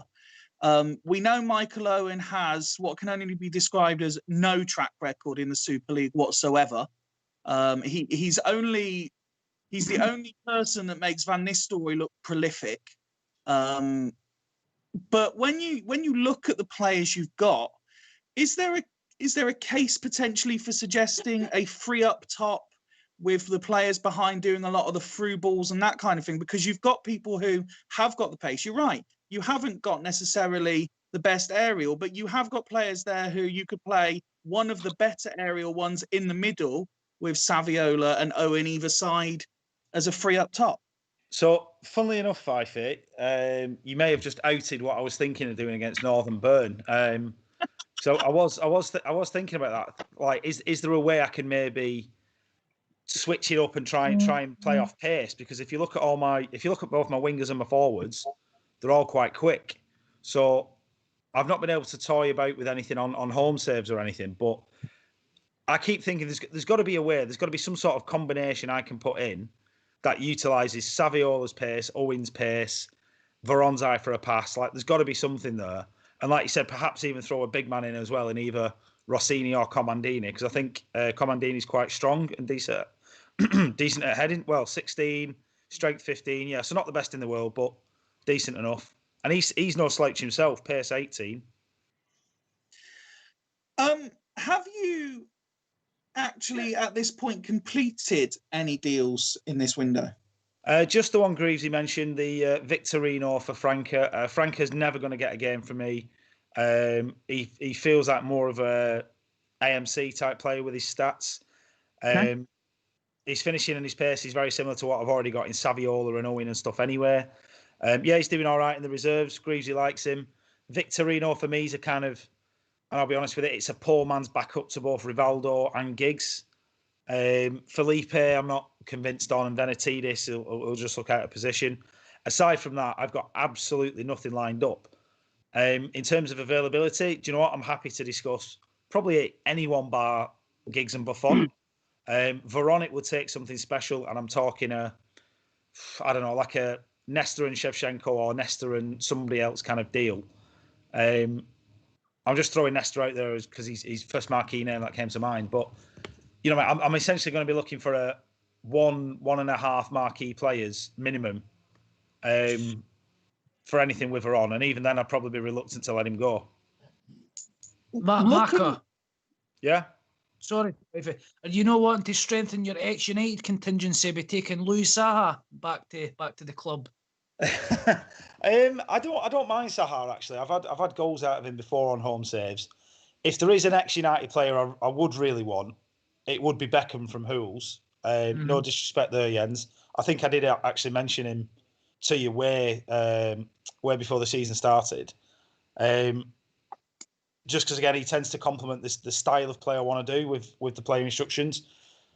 Saha, I don't know, to be honest, Ian. I probably couldn't give you anyone worthwhile for him. For what he'd be worth, in my opinion. So I don't know really. I mean, do you know what? Actually, I'd want to throw a question out to everybody else. What do you guys make of the squad so far, and where would you improve if you could? Well, I'll happily go first, as I always get told no one ever asks me any questions, so I never give any opinions. I think there are some good players there and some very underappreciated players there. I think Nicky Butt is one of the most underappreciated players in the Super League throughout its entirety, not just this season, but its entirety. I think Okan has probably been the most underrated signing of the preseason window. I know his average rating isn't very high, but no one expected him to do anything really. And it was a 21.59 deal that we did. You've got players as Ryan's frantically trying to highlight there that haven't had a game yet, who potentially could. You've got Ryan Giggs, who has got a track record. You've got your Saviolas, you've got your Rossinis, and quite happily, Ryan's just gone into your reserves. And I was going to flip it round quickly, if I may, and just ask you: we've had a look at quite a few squads tonight. How do you find your depth? Is there players there that you think you could, if you're not going to do much in the way of transfers, are you going with what you've got, or are you looking at the reserves thinking there are some players there who you could do something with? I'm tending to go with what I've got. I think the only reserve movement I was going to possibly do was maybe call up McManaman because, oh, Jesus Christ, was call up McManaman because I think he's having a good run in the reserves at the minute, and maybe Van Petter if I am short on DMC. But other than that, I didn't really have much planned, quite frankly. I tend to, I think I've said it on one of the Friday night chats. I tend to be a bit Mourinho-y in Super League, which is completely different to how I am on home saves. Home saves, I like a squad of 30 Galacticos and rotate everyone. But Super League, I tend to get a tried and trusted 16, 17 players and go from there. Yeah, Chris, have you tried Rosa yet? Louisau? No. Tried Rosa. Oh, Rosa, Martin Rosa. No, I've not, Alf. Because I'm not sure where his best position is, Alf, to be honest. I don't know where I'd play him. He seems like he'd be decent in the hole, but I'm not sure.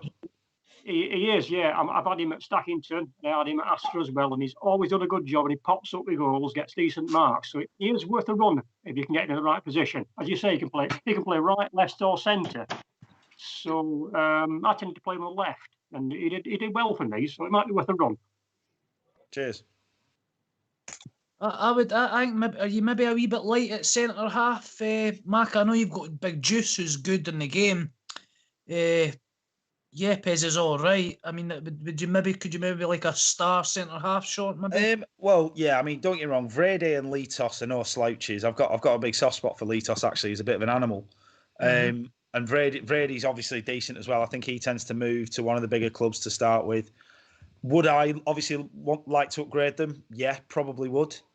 But given that I only tend to play 2 at the back at the most anyway, I think 4 centre halves of reasonable quality should probably be all right. I mean, for me, believe it or not, I think one of the conundrums I've got is what do I do with David Prutton? Because he can be decent, but CM Scout says he's garbage. So Didn't listen to CM Scout, mate. So didn't listen to that. Oh no, I only discovered CM Scout in the last couple of years. I didn't know it were a thing. I think like he's the perfect utility man for me. Yeah. But even after all these years of playing it, I'm still not sure what his best position is. It's DMR player. I mean, he turns into an absolute worldie, doesn't he? He's fucking amazing. Seriously. Mark, just touching back on the point around your potential strength in defence, personal preference, I would say that your probably second best defender is in your reserves in George Costa. First season, second season. Oh, really? Let's have a look. Oh, it's pace though, mate. Although I fully take what you're saying, Scott. Actually, looking at his stats here, bar his tackling, he looks like a bit of a unit. I wouldn't play him. I wouldn't ever play him on his own, but maybe in a 2 he'd be all right. I don't know anybody else, but I always like a player with influence, and he's got it, Chris. He's 20 influence. Yeah, just noticed that. Yeah, I always like a player with influence. I think they do a good job usually. I know you're sort of playing. You're currently just only playing 1 at the back as well, Mac, and you tend to play sort of wide midfielders rather than wing backs. But I don't think you've got a great deal of options to switch to wing back. I mean, there's players there who can play there, but I don't think there's any real quality. No, I completely agree, Scott. I mean, you look. That's why I've looked at maybe looking at something on the left-hand side, but you think Torricelli would definitely be a 1-game sticky plaster. Felipe, probably again, a couple of games sticky plaster, nothing better. Venetidis can't really do the job, in my opinion. I mean, to your point, I've no real strength in depth, which is why, given that I do tend to play with wide men, I'd be looking at either shifting Rivaldo out left if Giggs got injured, or bringing in Victorino, which I have done. Yeah. And then on the right, I've got the same problem on the right-hand side, though. Like, let's be honest, my best right wingers are probably Finnan and McManaman. I didn't want to give McManaman a chance because I thought Ocam was better, but like I said, I'm bringing him up, and I will probably start him in the next few weeks. I've still no great strength in depth. Sorry, what was that? Have you got a big bruise you can play up front? You know, to get on the end of Giggs' crosses. Well, the closest I've got, Alf, is Comandini and Rossini. Yeah. In terms of strength and heading and jumping. Yeah. But he's done all right, hasn't he? He's done okay. Well, he scored those 2 goals in his first game, and then he's done nothing since. So that's why I rotated him. But yeah, I wouldn't rule him out. Yeah, he's okay for me. Yeah, to get on the end of the Giggs' crosses. Yeah, I think he's okay. I think if you played a back 4, then you would have. For me, Venetidis has always done it as a left back with a back 4, and I mean, Lamy maybe not at season 1, but season 2, 3 can be a monster of a right back. But obviously, that's not something you want to do. So maybe we'll talk. Well, do you know? At least Lamy later. Yeah. No worries, mate. DMs. But I was thinking because I've seen obviously such a variety of formations. I think one of the reasons I've been hesitant to do a few deals or maybe be a bit more proactive in the market. Did you just resign? All right. Been reluctant to do a few deals is I think whilst I've got a lot of average players, I've got a ton of flexibility. Like I can play 4-1-3-2 if I want. I can play 1 at the back, 3 at the back, 2 at the back. I've got enough players, I think, to offer me arguably the broadest amount of formations any other manager can yield. So that's where probably I've got that element of unpredictability because I could start, Vrede, Litos and Yepes at the back, and they'd probably do a deal. Definitely. for example. I would agree with you, Mac, in terms of your flexibility around formation. I would just argue that potentially switching to, for example, 4 at the back would make his starting 11 a lot weaker. Playing 1 at the back at the minute and getting all those attacking creative players, Giggs and Veron and Saviola and all those guys going forward is great. But if you wanted to mix it up and be a little bit more defensive minded, you're probably struggling for quality. Oh no, Scott, I completely agree, mate. I think that's a very good summary of the state of my squad and one of the reasons why I tend to run it down every week. I think I've always tried to get all my attacking players on the pitch generally, unless I've set up to shithouse somebody like I did against Churchtown and Vallon last year. But yeah, there is always that trade-off, I think, of if I go for a bit more defensive stability, which attacking player is losing out? And I've tried to make that attacking player Scholes that loses out generally. Which kind of goes to show the quality of the team. But on the flip side of that, from my perspective, if you get all those attacking players in, like you have done with the formation you played the last couple of weeks, and you get them all firing, you're going to score for fun, and it's not going to matter how many defenders you play. Yeah, and that's my hope. I'm still, like I said, I'm still probably a little bit impotent up top at the minute. I think I've only scored 12 goals and I've conceded 11.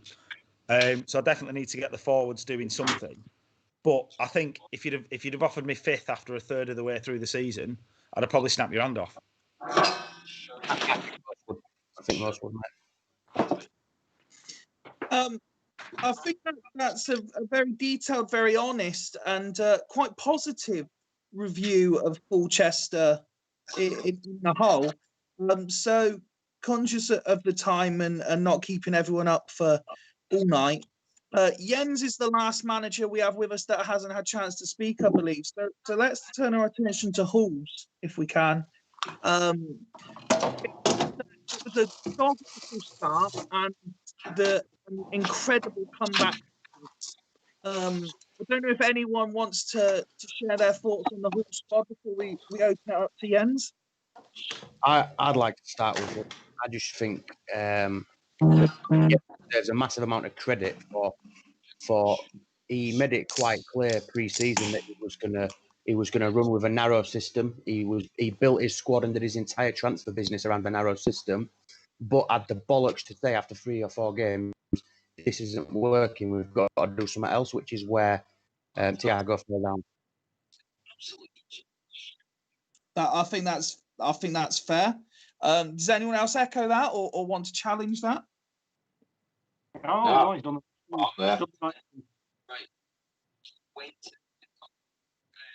What's that?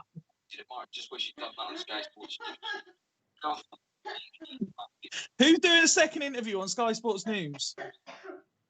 Oh, apologies, that's me. I've turned it down enough. Rock was just gone live, so I just put it on my tablet. Apologies. Sorry, carry on discussing Halls there. You don't look that Personally for me, I think strengthening his fullback with an out-and-out fullback. Cordova's been doing fantastic. And for me, everybody's been talking about Turan being a centre-half, but I've never played him there on game. He's always been right of a 3 or a fullback if I've ever bought him. So I think he's absolutely right in what he's doing, getting an out-and-out fullback. I've had a couple of chats with Jens personally, and I think what he's done has massively strengthened him in terms of, especially getting Lubarani is one of the, in my opinion, one of the few DMs that can play in midfield centre rather than having a load of AMs pushing up. And I think he's only strengthened himself in his position he's in my opinion. No, absolutely, Jens. You must be delighted with the turnaround, as we've discussed on the Friday night shows. How are things looking transfer-wise? I believe I read here. Have you done all 4 now? Yeah, I've got 4 ones coming in and 4 going out. Yeah, done our business early. Are you happy? Do you feel that you've strengthened, or is there any that you were kind of unsure about? I mean, the first deal I did was with Bostock, bringing Ian Hart in. Been searching for a left back, and to be honest, there wasn't too many available. Some of them were out of limits, and some of them were transferred before the season. So when Ian Hart became a possibility, then I was really keen to do that. Joe Johnson is very fancied, as I said before. I know he's fancied with a lot of managers. But playing with one DM, NDIA is going to play there, and Ambrosini is a fantastic second choice. I think he's really good, and he's going to get a lot of games. And I also got like Petit and Paredes coming in as well, so it wasn't a huge loss for me to lose him, to be honest. Even though he's a really good player. Same thing with Vicente. I can't really find a place for him in our tactics. We got 4 out-and-out strikers that will always be in front of him in the queue, and I don't really see him playing in that central midfield. So getting Ian Hart in as an out-and-out back is important for us, and I think Paredes, if it burns, he's gonna do a good job. He's a decent player. But I know that's going to raise a few eyebrows, giving away Guy Johnson and Vicente. But I feel for the squad, for the benefit of our squad, I think it's the right thing to do. It strengthens us. Second deal I've done is with Alf. Had to let Radebe go. He's been pretty solid in the back 4. Not the rating's not the best, but I think he's done a decent job. But he's aging, and with Hart coming in, we have the possibility to put Cordoba next to Campbell in the central defense, and I think that's at least not going to weaken us. And Seb Mendes is coming in as a backup, and I've had a lot of tune out of him in home saves. At least I think he's a decent player coming in from Astor. And of course, getting Liverani, that was, besides a left back, that was our main target this window, was to get a midfielder that's like more left-hand sided. He stands as a DM, but for me, he's always delivered very well as a left central midfielder as well. So, and it also gives us, the chance to tweak a little bit on our formation. We're probably going to do that. We're looking to get Nikiforenko firing as we know we can, and we know he's best at AM. So with Liverani in, maybe it's going to give a little bit more of, solidity to the midfield, and maybe that can make us try Nicky a little bit more in the attacking midfield as well. So I'm really happy with, and I'm really happy with our squad. And I think even though I'm a new manager and unexperienced and all that, I think we should definitely aim for the playoff for sure. How do you feel about losing to Nielsen, Jens?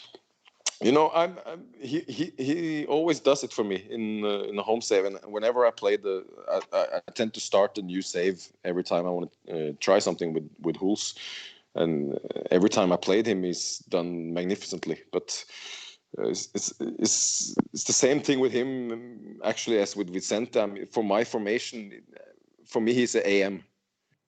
If I'm playing AMs, I got Nikiforenko there. I got Semak, who's been playing really, really well. So he's a good player for sure. I think he's going to do really well in your tactics, definitely. But it was a player I could afford to lose to get a more central midfield-ish left-sided player in. So yeah, I'm happy to do the business I've done. Again, I think that's a very balanced but positive outlook on the way it's going for Huls, and that matches the turnaround in form and the rocketing up the table that you've done over the last couple of weeks. Ryan, that pretty much covers everyone who's joined on the show. Is there anything more you want to add into this? Sorry, mate, just to unmute myself. I was wondering, have you done any deals, or have you got anything in the pipeline at all? As I've sort of mentioned throughout, I haven't proactively really even been looking at it at the moment, mainly because I know the window isn't open. I'll be honest, and I can show this to no one sort of listening to it can see anyway, but I've been making various notes on my pad as we've been going along, because I know a few people are waiting on answers to a couple of inquiries. I know, for example, Greaves is waiting for me to get back to him on something. There's something I've spotted to talk to Ian about afterwards. We've had a very tentative opening dialogue with Chris about some of our reserve players. But I've had messages from most Super League managers about certain players. Now that I know the ruling on the reserves as well, there's a couple I'm thinking about swapping and just freshening up the first 24 a little bit. But given that I've made the best start I've made to a Super League season, it's not perfect by any stretch of the imagination, but it's definitely a damn sight better than it normally is. As has been pointed out a lot, there's this is the best squad I've had at any incarnation of the Super League. Which gives me a fighting chance, and now this is my chance to show whether I am as bad as I appear to be, or maybe when my squad is of equal quality to everyone else's, I can maybe do something that's at least average instead of being shit. But no, you showed enough what you did last night, mate. Hey, I said you showed enough what you did on Boyce's stream. Yeah, that was a fluke. Give over. I'm content enough. If I didn't do anything, I wouldn't be too upset. It was there was one conversation I had with another manager just last night where he turned around and he said, I don't need to rush into anything because my squad is technically good enough as it is. To at least not be as shit as I normally am.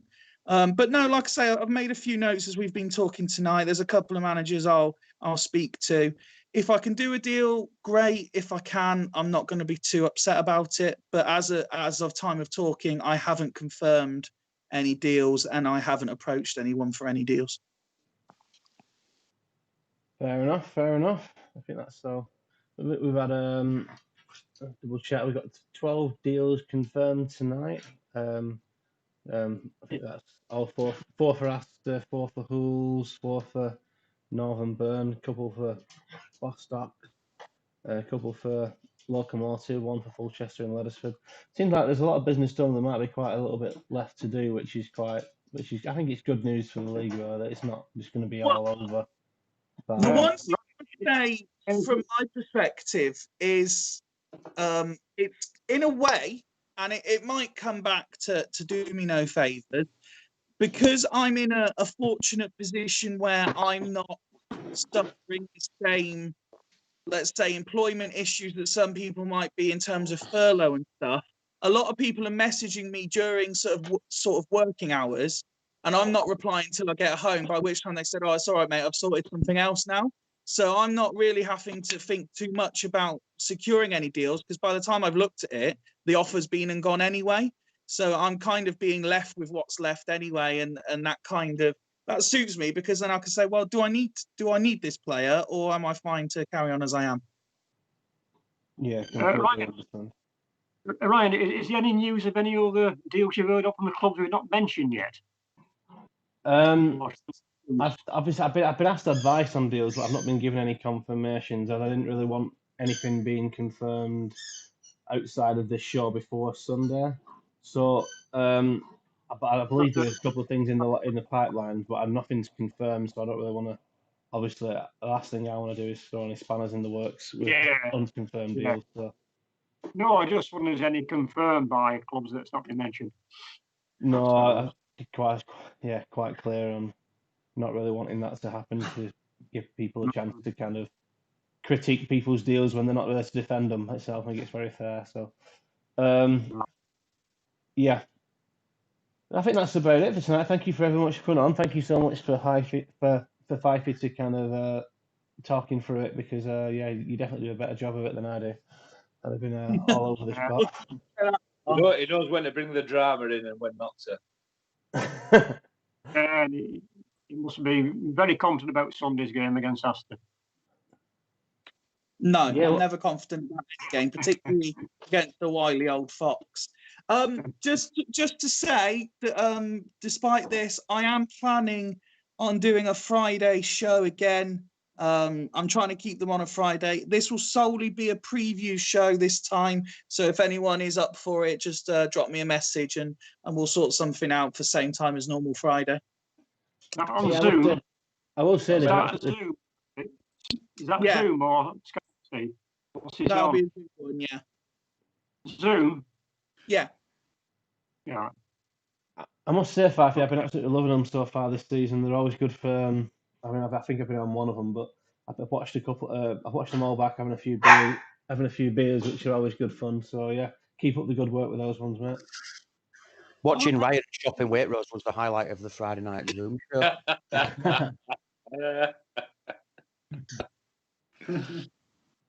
Right, No, gents. I'm gonna end the YouTube stream there. So thank you very much for everyone, and I'll just end that there. 'Cause it's been going on for long enough now.